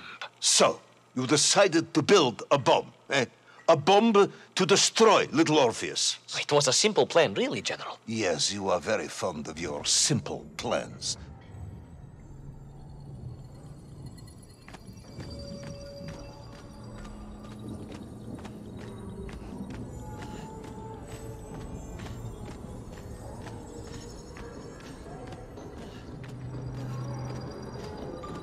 It was the last time I was to see those poor enslaved Mienk on my journey. As they scurried in agitation around the base of the rocket drill, now a dreadful weapon of war in the hands of a madman, I was reminded of my mother. Your mother looked like a Mienf? That is extremely disrespectful, comrade. No, I meant I was raised by my mother from an early age, of course. My childhood memories of my father were all too brief. You are rambling, Comrade Privalov. Time is running out. Diany Rezinovi.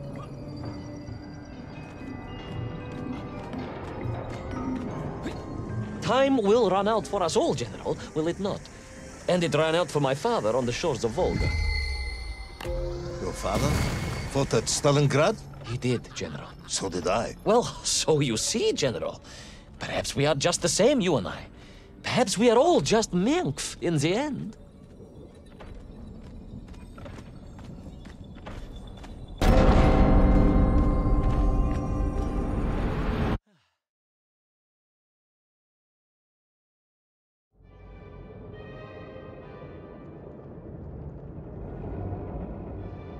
What possible use in the construction of a bomb could be found in the belly of a giant whale?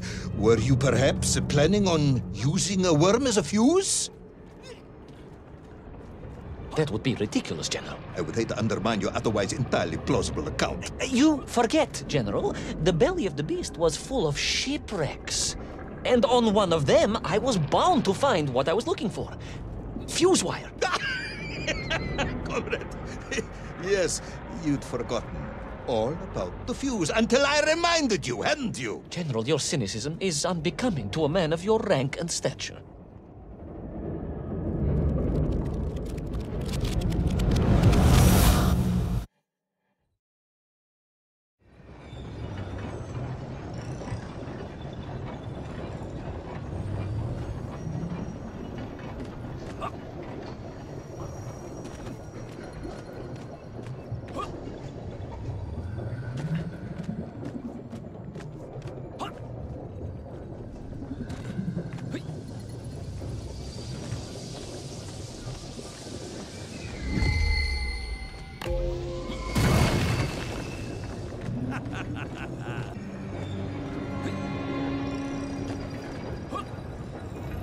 clock was now ticking, General. Literally.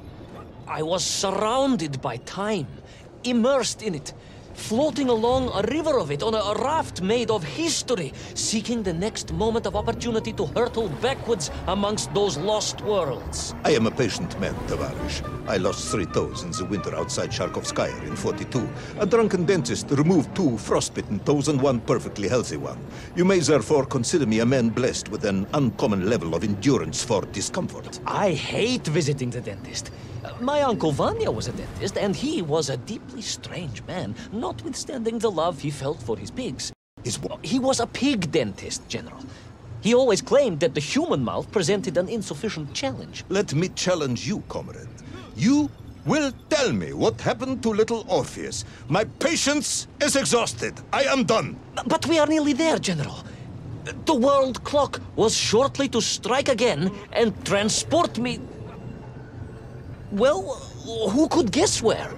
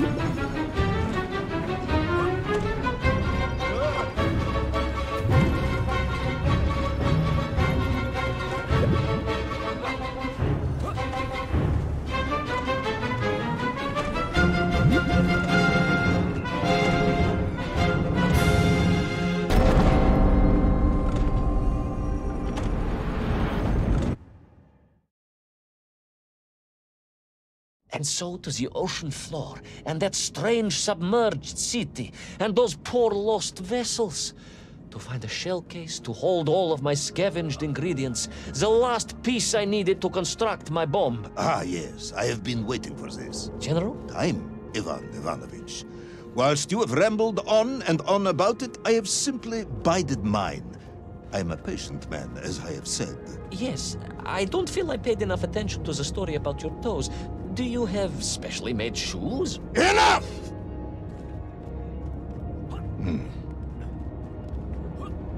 Now I have your full attention.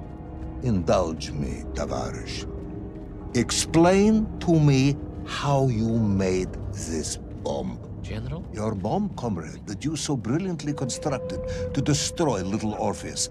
Tell me how you made it.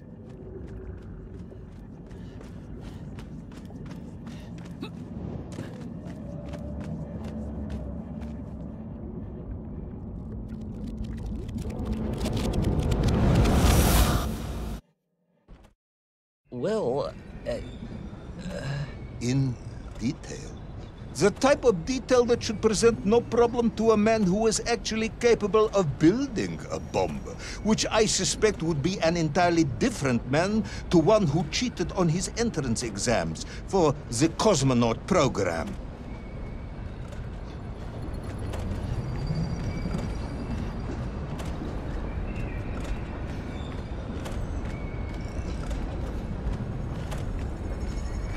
You are uncharacteristically silent, comrade. Cat, got your tongue? if I may, General, perhaps just a minute or two to gather my thoughts? There are precious few minutes left. We have reached our conclusion, I think.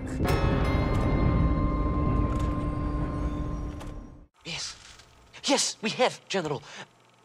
I gazed up at the world clock and knew I had arrived at my destination. Whatever lay inside would see my journey end one way or another. But I had no idea of the marvels that awaited me. And The bomb, Ivan Ivanovich! Tell me how you built the bomb! it was a wonderful sight. The world... It is 2 minutes to midnight, Ivan. It is time to end this story. Let us recap.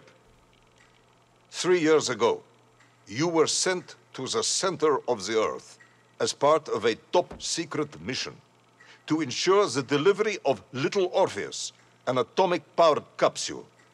You promptly vanished until you casually wandered up to Molodiyozhnaya Station 3 years later, claiming to have saved the world, but lost Little Orpheus in the process. Is this correct?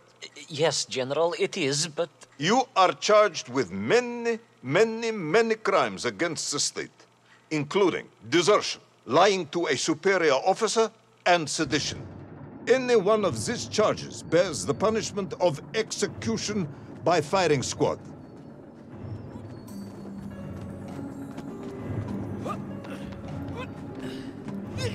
General, you must be reasonable. I did my best. It's all true, I swear. I swear upon the lives of my family. Oh, do you? Auntie Marcia and Uncle Vanya, the traveling tinker and the pig dentist, or perhaps Cousin Pavel, the criminal mastermind with the unhealthy taste for eggs. How stupid do you think I am, Comrade Devalov?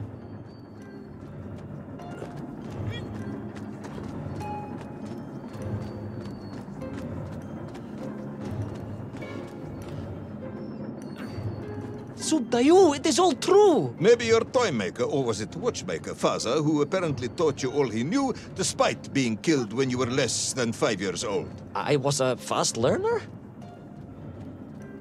You have precisely 1 minute to convince me not to summon the guards, and have you shot on the spot. A minute? A lifetime. It's all I need, General.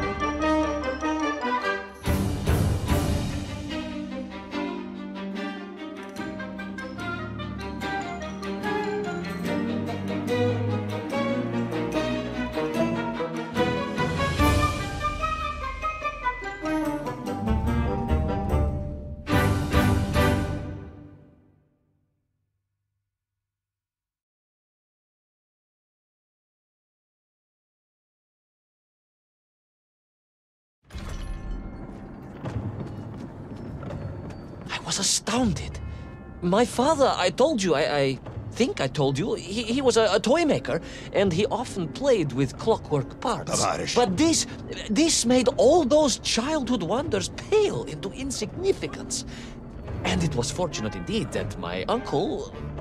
Vanya, the pig dentist? No, my other uncle,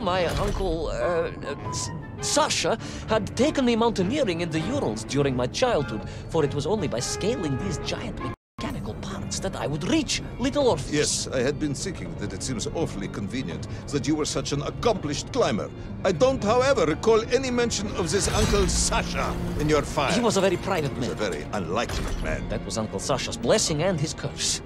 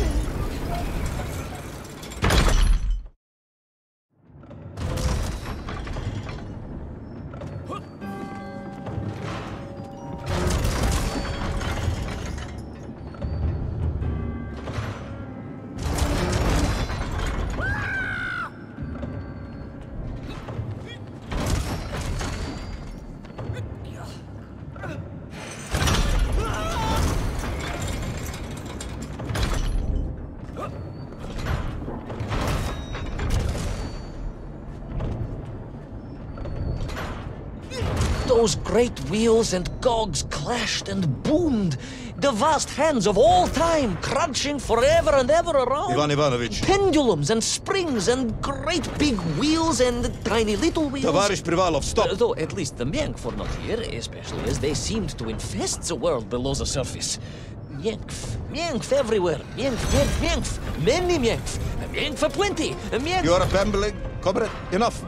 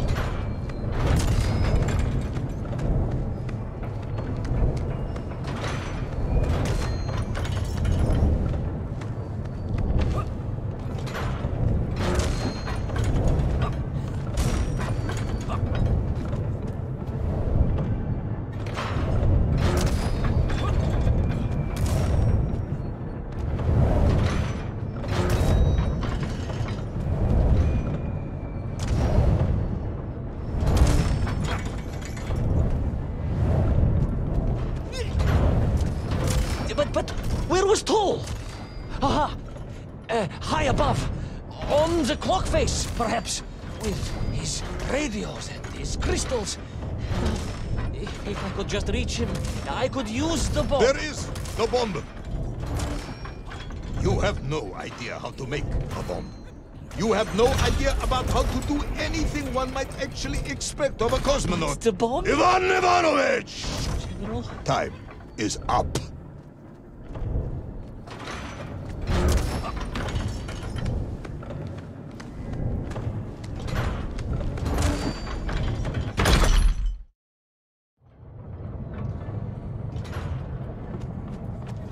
Stop talking, Tavarish. You don't know what happens next. It is obvious. You've done very well. I applaud you for your efforts and your story. It is a wonderful tale, Comrade Privalov. I have enjoyed it immensely. But every story needs an ending. And it is clear yours does not have one. I just need more time. I think that even... I just need more time. I think that even if I gave you all the time in the world, it would not be enough. No, General. I can do this. That is, I remember what happens next. I just need to catch my breath and compose myself. We both know how this story ends, comrade. But little Orpheus, you haven't heard what happened. We will find out soon enough. You will be executed, and another expedition will be sent. No, you cannot. You cannot. We must never go back. You don't understand. Make me, then. Make me understand. I am a kind man, although you may not believe this. I do not want to have you shot. So help me. Make me understand. Tell me what happened to little Orpheus.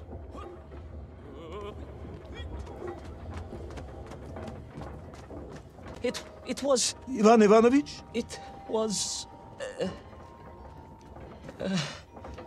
It was... No.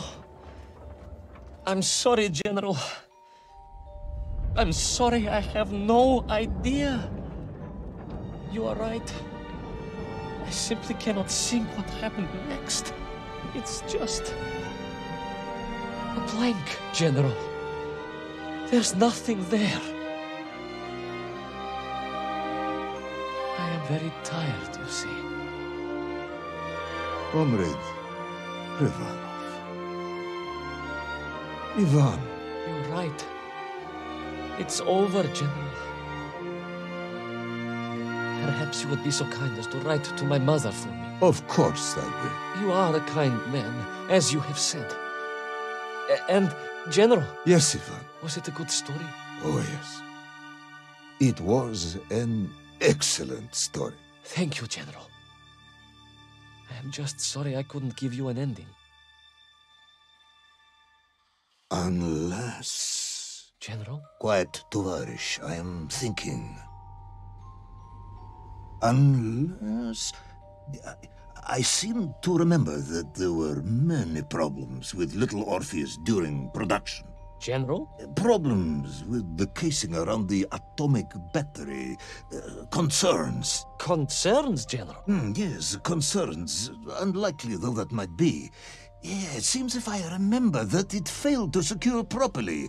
A sharp blow could spring the hatch and expose the fragile casing of the bomb to any would-be vandal.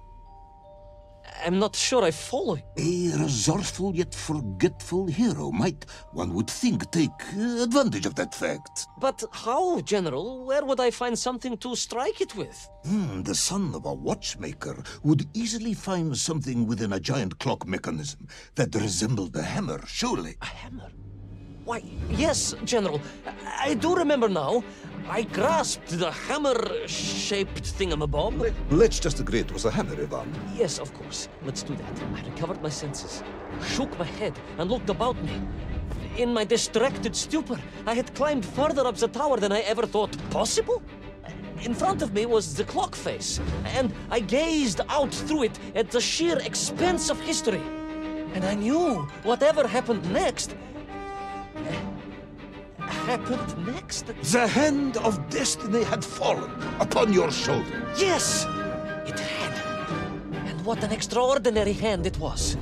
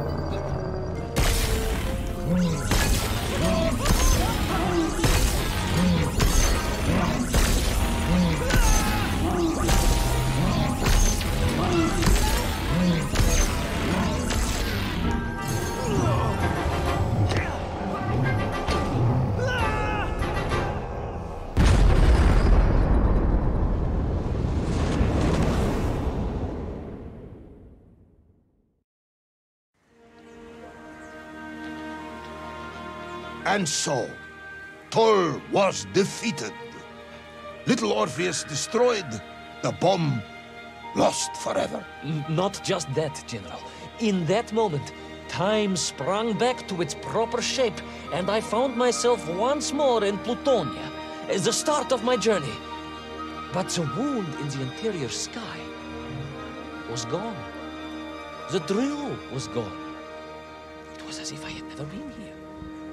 And they were nymph, free and happy, without the tyranny of Tol, free to pursue their simple lives. But we can never go back? Never, General. One drill, one metal sphere, one lone cosmonaut was nearly enough to destroy time and unleash the tyrant Toll upon our world. Who would think an innocuous beeping radio housed in a ball of metal could change the world so dramatically? Who indeed? But tell me, what of you? And what of your return to the surface? I stayed amongst the Mienk for as long as I could. But I came to realize they had begun to worship me as a king. No, General. I am a good socialist and could not allow this workers' paradise to become corrupted. And so I left that wonderful land for the last time. And then? And then I walked. For 2 years I wandered, always looking for a way home, through lands and worlds almost beyond imagination. Until one day I emerged, blinking into sunlight, and realized I was home. Until one day I emerged, just like that? You just found your way back to the surface? Well, General, it was a little more complicated than that. There were great obstacles to overcome and terrible challenges to face and incredible lands to explore. Enough, Ivan. Little Orpheus is lost forever. The interior is sealed. You have returned with a story of socialism, triumphing over incredible odds. It is, as I said, enough for one night. Enough for my report, at least. General, if I may... Comrade Ivan Ivanovich Privalov, you are found guilty of all charges brought against you and sentenced to execution by firing squad. However, having listened to your story, I believe you are quite mad. In other words, I find your madness guilty, not you.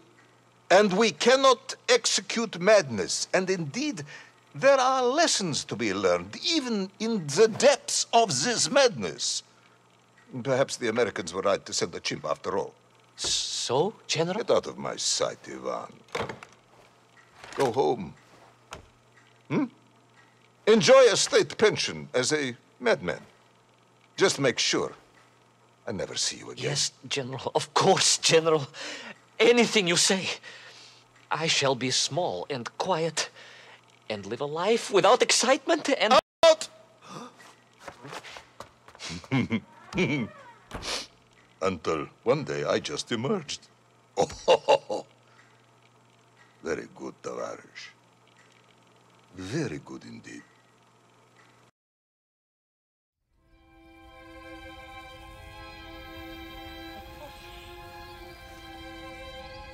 Who's the best space dog? Oh, где моя хорошая, хорошенькая моя, ты просто космическая.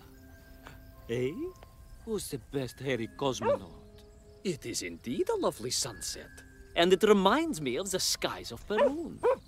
I didn't? I never told you about the wonderful Sky City? Well, it was an extraordinary place, but one filled with dangers. Well, it might have been simple for you to cross it, but you were in a space capsule. I had to rely on my own 2 feet, my noshki. Feet which, I might add, had just crossed the interior, beaten the villain Toll, and helped inspire the Mienk to a workers' revolution. Oh, that's all very easy for you to say, but your idea of civilized behavior is licking your own bottom in public. No. My adventures above the clouds were filled with untold dangers, death-defying escapes, and some really quite extraordinarily large Bielorybitsa. And it happened like this.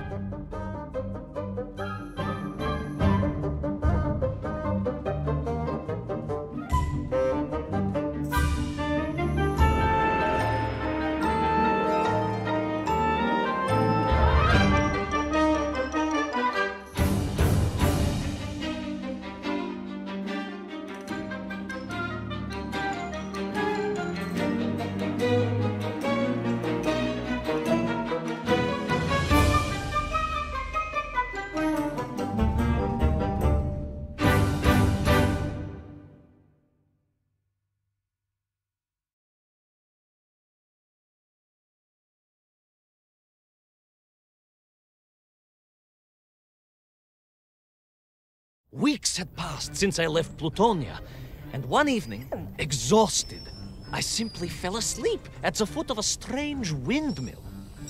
And when I awoke, well, that thought didn't cross my mind. I was exhausted after all. This is beside the point, my nosy canine friend. What matters is this. When I awoke, the windmill and the ground around it had been carried high into the air. What magic was this? Что за магия? As unlikely, perhaps, as a suitcase-sized dog orbiting the center of the Earth for many years. Quite.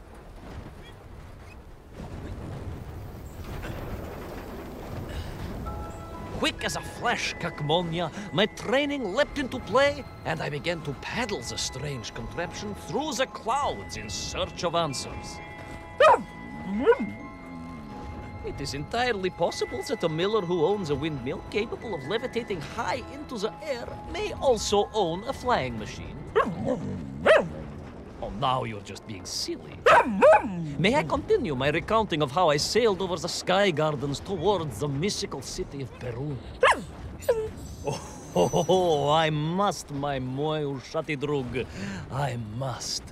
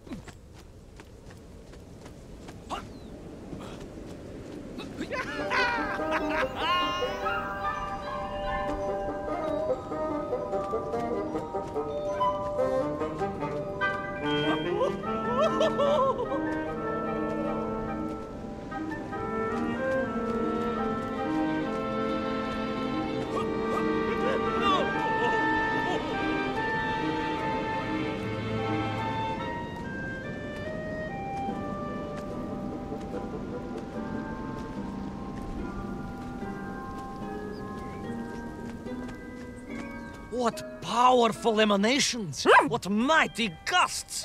What an epic schwall! They reminded me of Cousin Pavel, yes!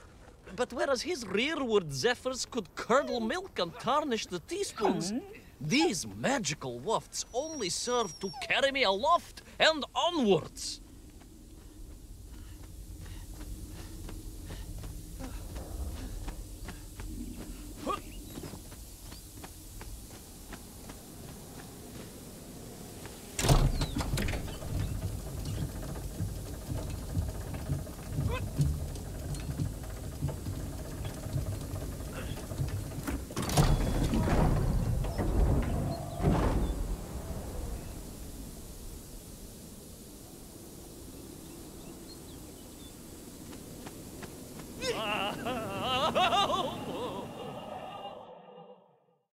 But something was afoot in the gardens of Perun. This horrid muck staining the surfaces and making my nose curl.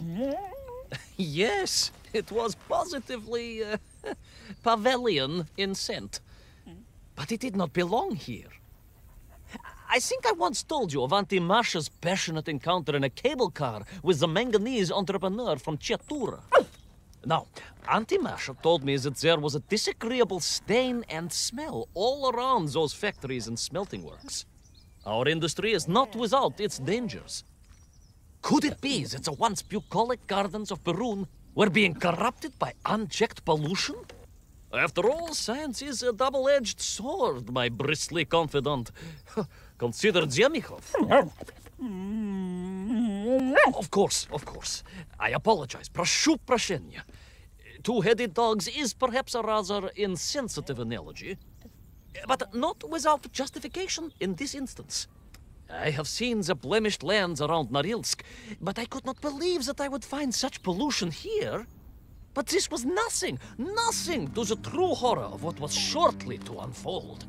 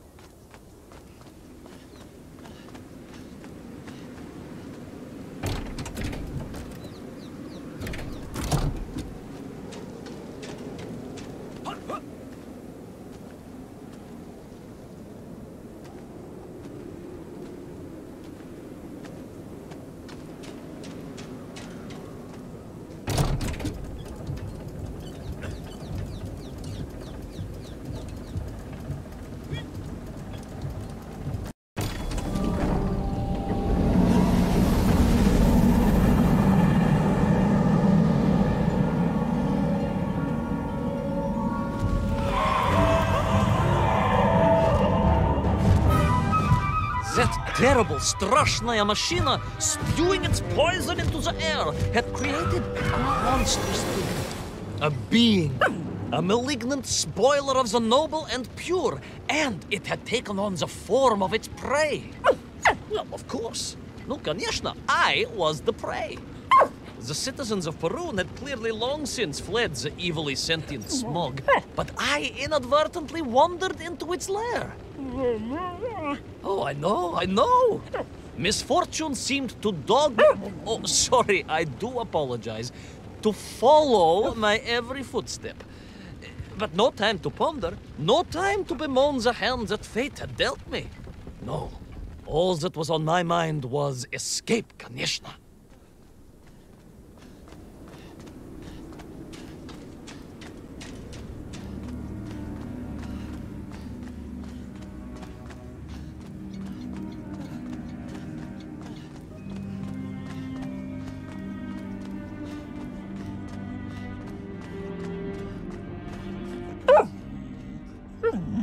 Yes, it was most interesting.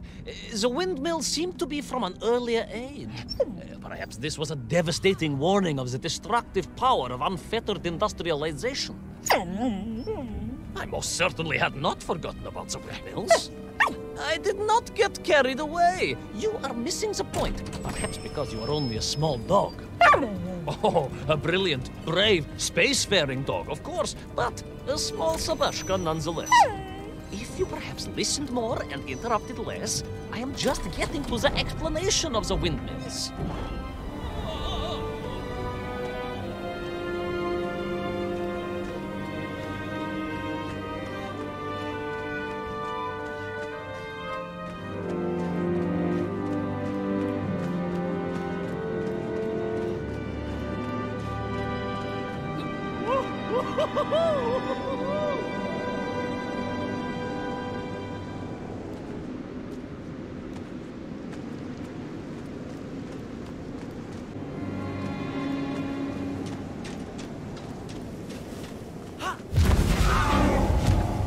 My stinking nemesis was back. But more interesting was the change in the city. The windmills were fading out, clearly obsoleted, mothballed, relics. Instead, a sense of an obsession with power was apparent. Vast engines, terrible machines, ever hungry and reliant on the rapid consumption of fuel, the production of toxic fumes and choking gases. Pride, my pushisti compadre. Pride! Ambitia! Ambition! The dark side of science. Zemechov's had too many. Oh, don't be ridiculous, dog. Only a Durak with the intellectual capacity of a ringworm would think windmills are in any way harmful.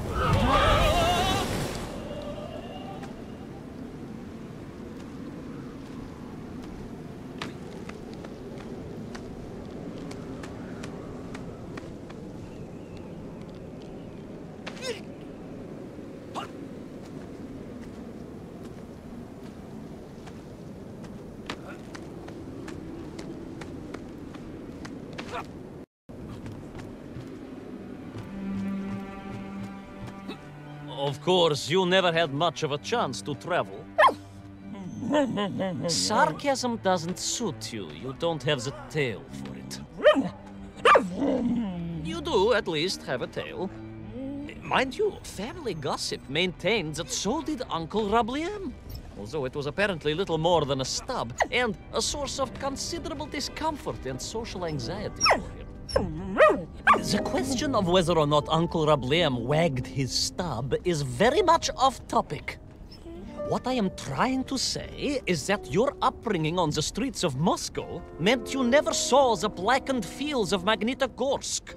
The sacrifices made by the valiant citizens of that industrial heartland, as they drowned in their own blight, even as they powered the state forwards. I was reminded of Magnitogorsk as I wandered through those fields of pipes and foundries, and I wept for the loss of innocence that so often goes hand in hand with progress.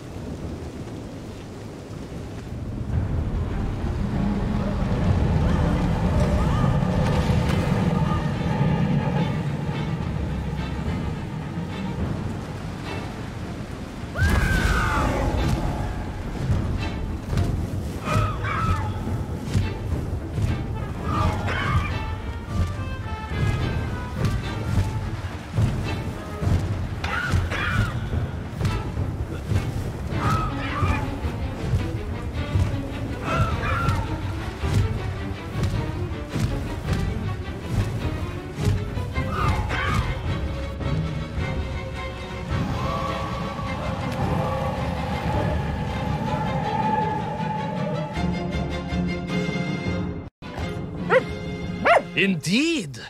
I just evaded the slimy, oily grasp of that man-made Vodzinoi, his petroleum stink clogging my nostrils and making my head thump.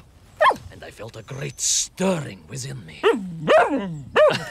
Yes, much like, I assume, Cousin Pavel. May he never get loose again. But no, quite different.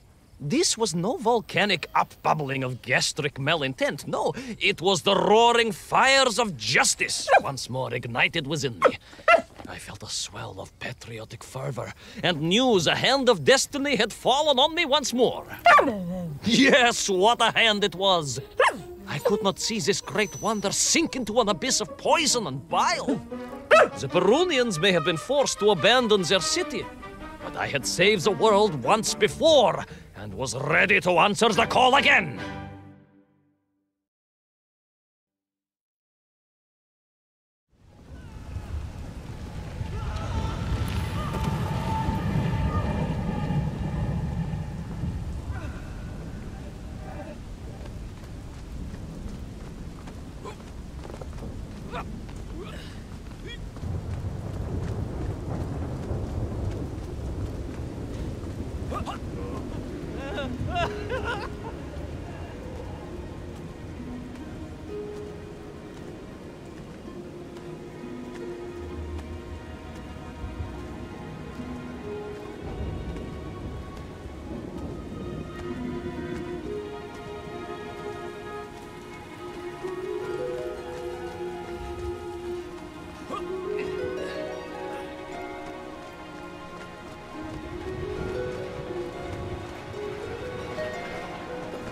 What strange metal Bielaribitsa clearly designed to swim through the air?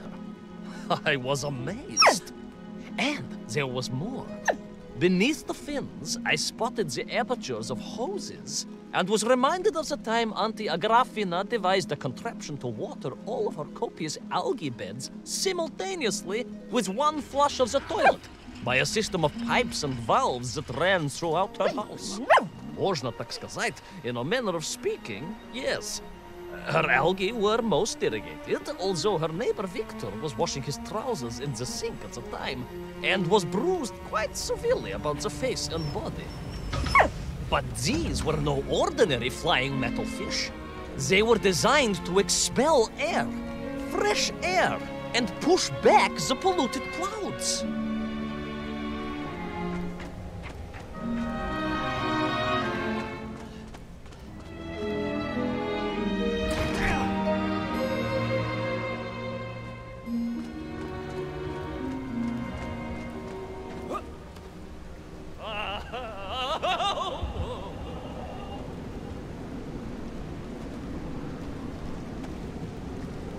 There is, of course, a fine tradition of looking to nature to solve problems of a scientific or military persuasion.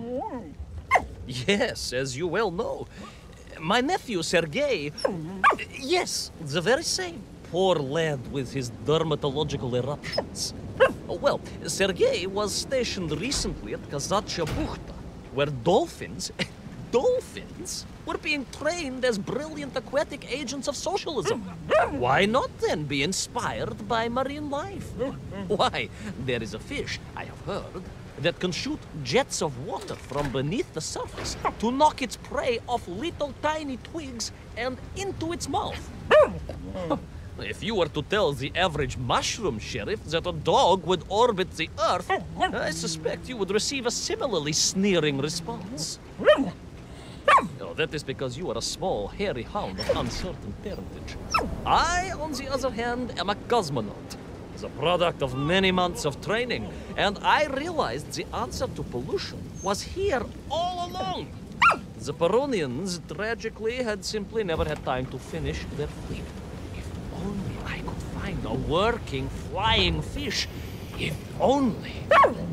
If only. Yes, if only.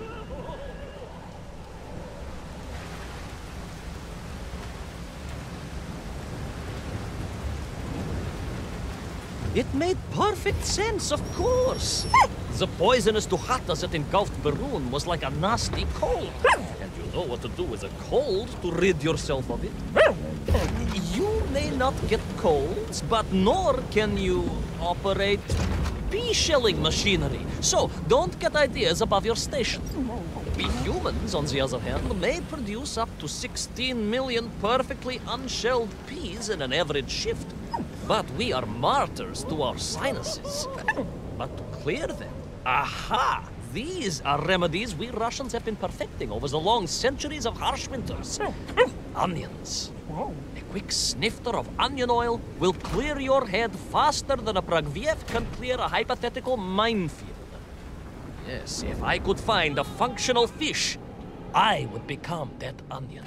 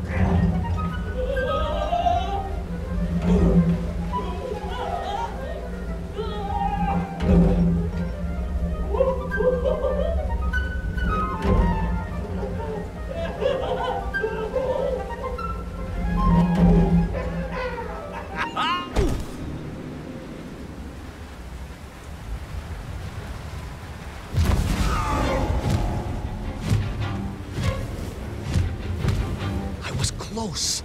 I could feel it. Yes, the working fish, the ribka. I could feel I was at the heart of Perun, and my noxious pursuer had renewed its chase with a terrible vigor.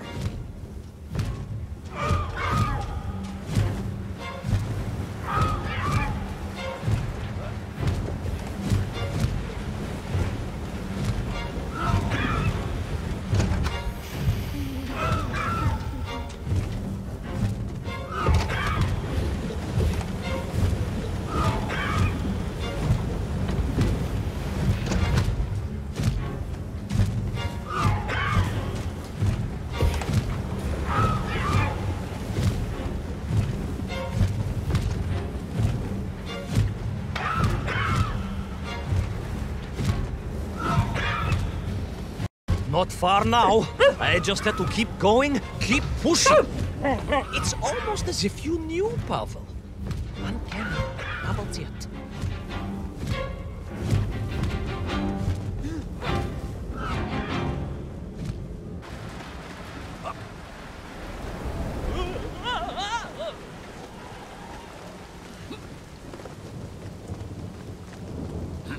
There she was. A beautiful sight. Her scales shimmering in the sunlight, her fins poised for action, her onion cannons primed for a great aerial conflict unseen in the annals of human endeavor. And you are just jealous it was a bigger flying machine than yours. No, Peleus Powell. It was time for science to fight back. Yes, my hairy compatriot. Ayachale, onwards to victory!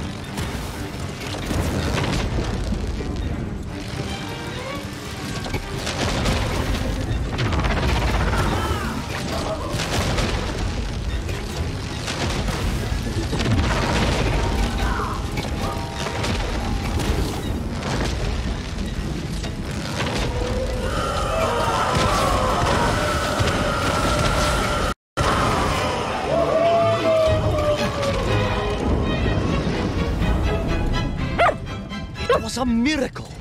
I found myself swooping through beautiful, clear skies, the strange interior sunlight gleaming on the sides of my fishy vessel. I heard birds clear their little throats and begin their wondrous gvalt, the wind gently humming on the fins. And then, all of a sudden, under it all, well, you see, in my hurry, it didn't even occur to me to check how much fuel was carried in the strange craft. With a horrible splutter, the engines choked and died. And suddenly we were plummeting downwards towards our doom. I did not. A simple mistake that many have made. Why, my Aunt Agrafina met her untimely demise being late for a fungal sculpting seminar and making exactly the same error. Only, unfortunately, it left her stranded in sub-zero temperatures just outside Pravachitsinsk.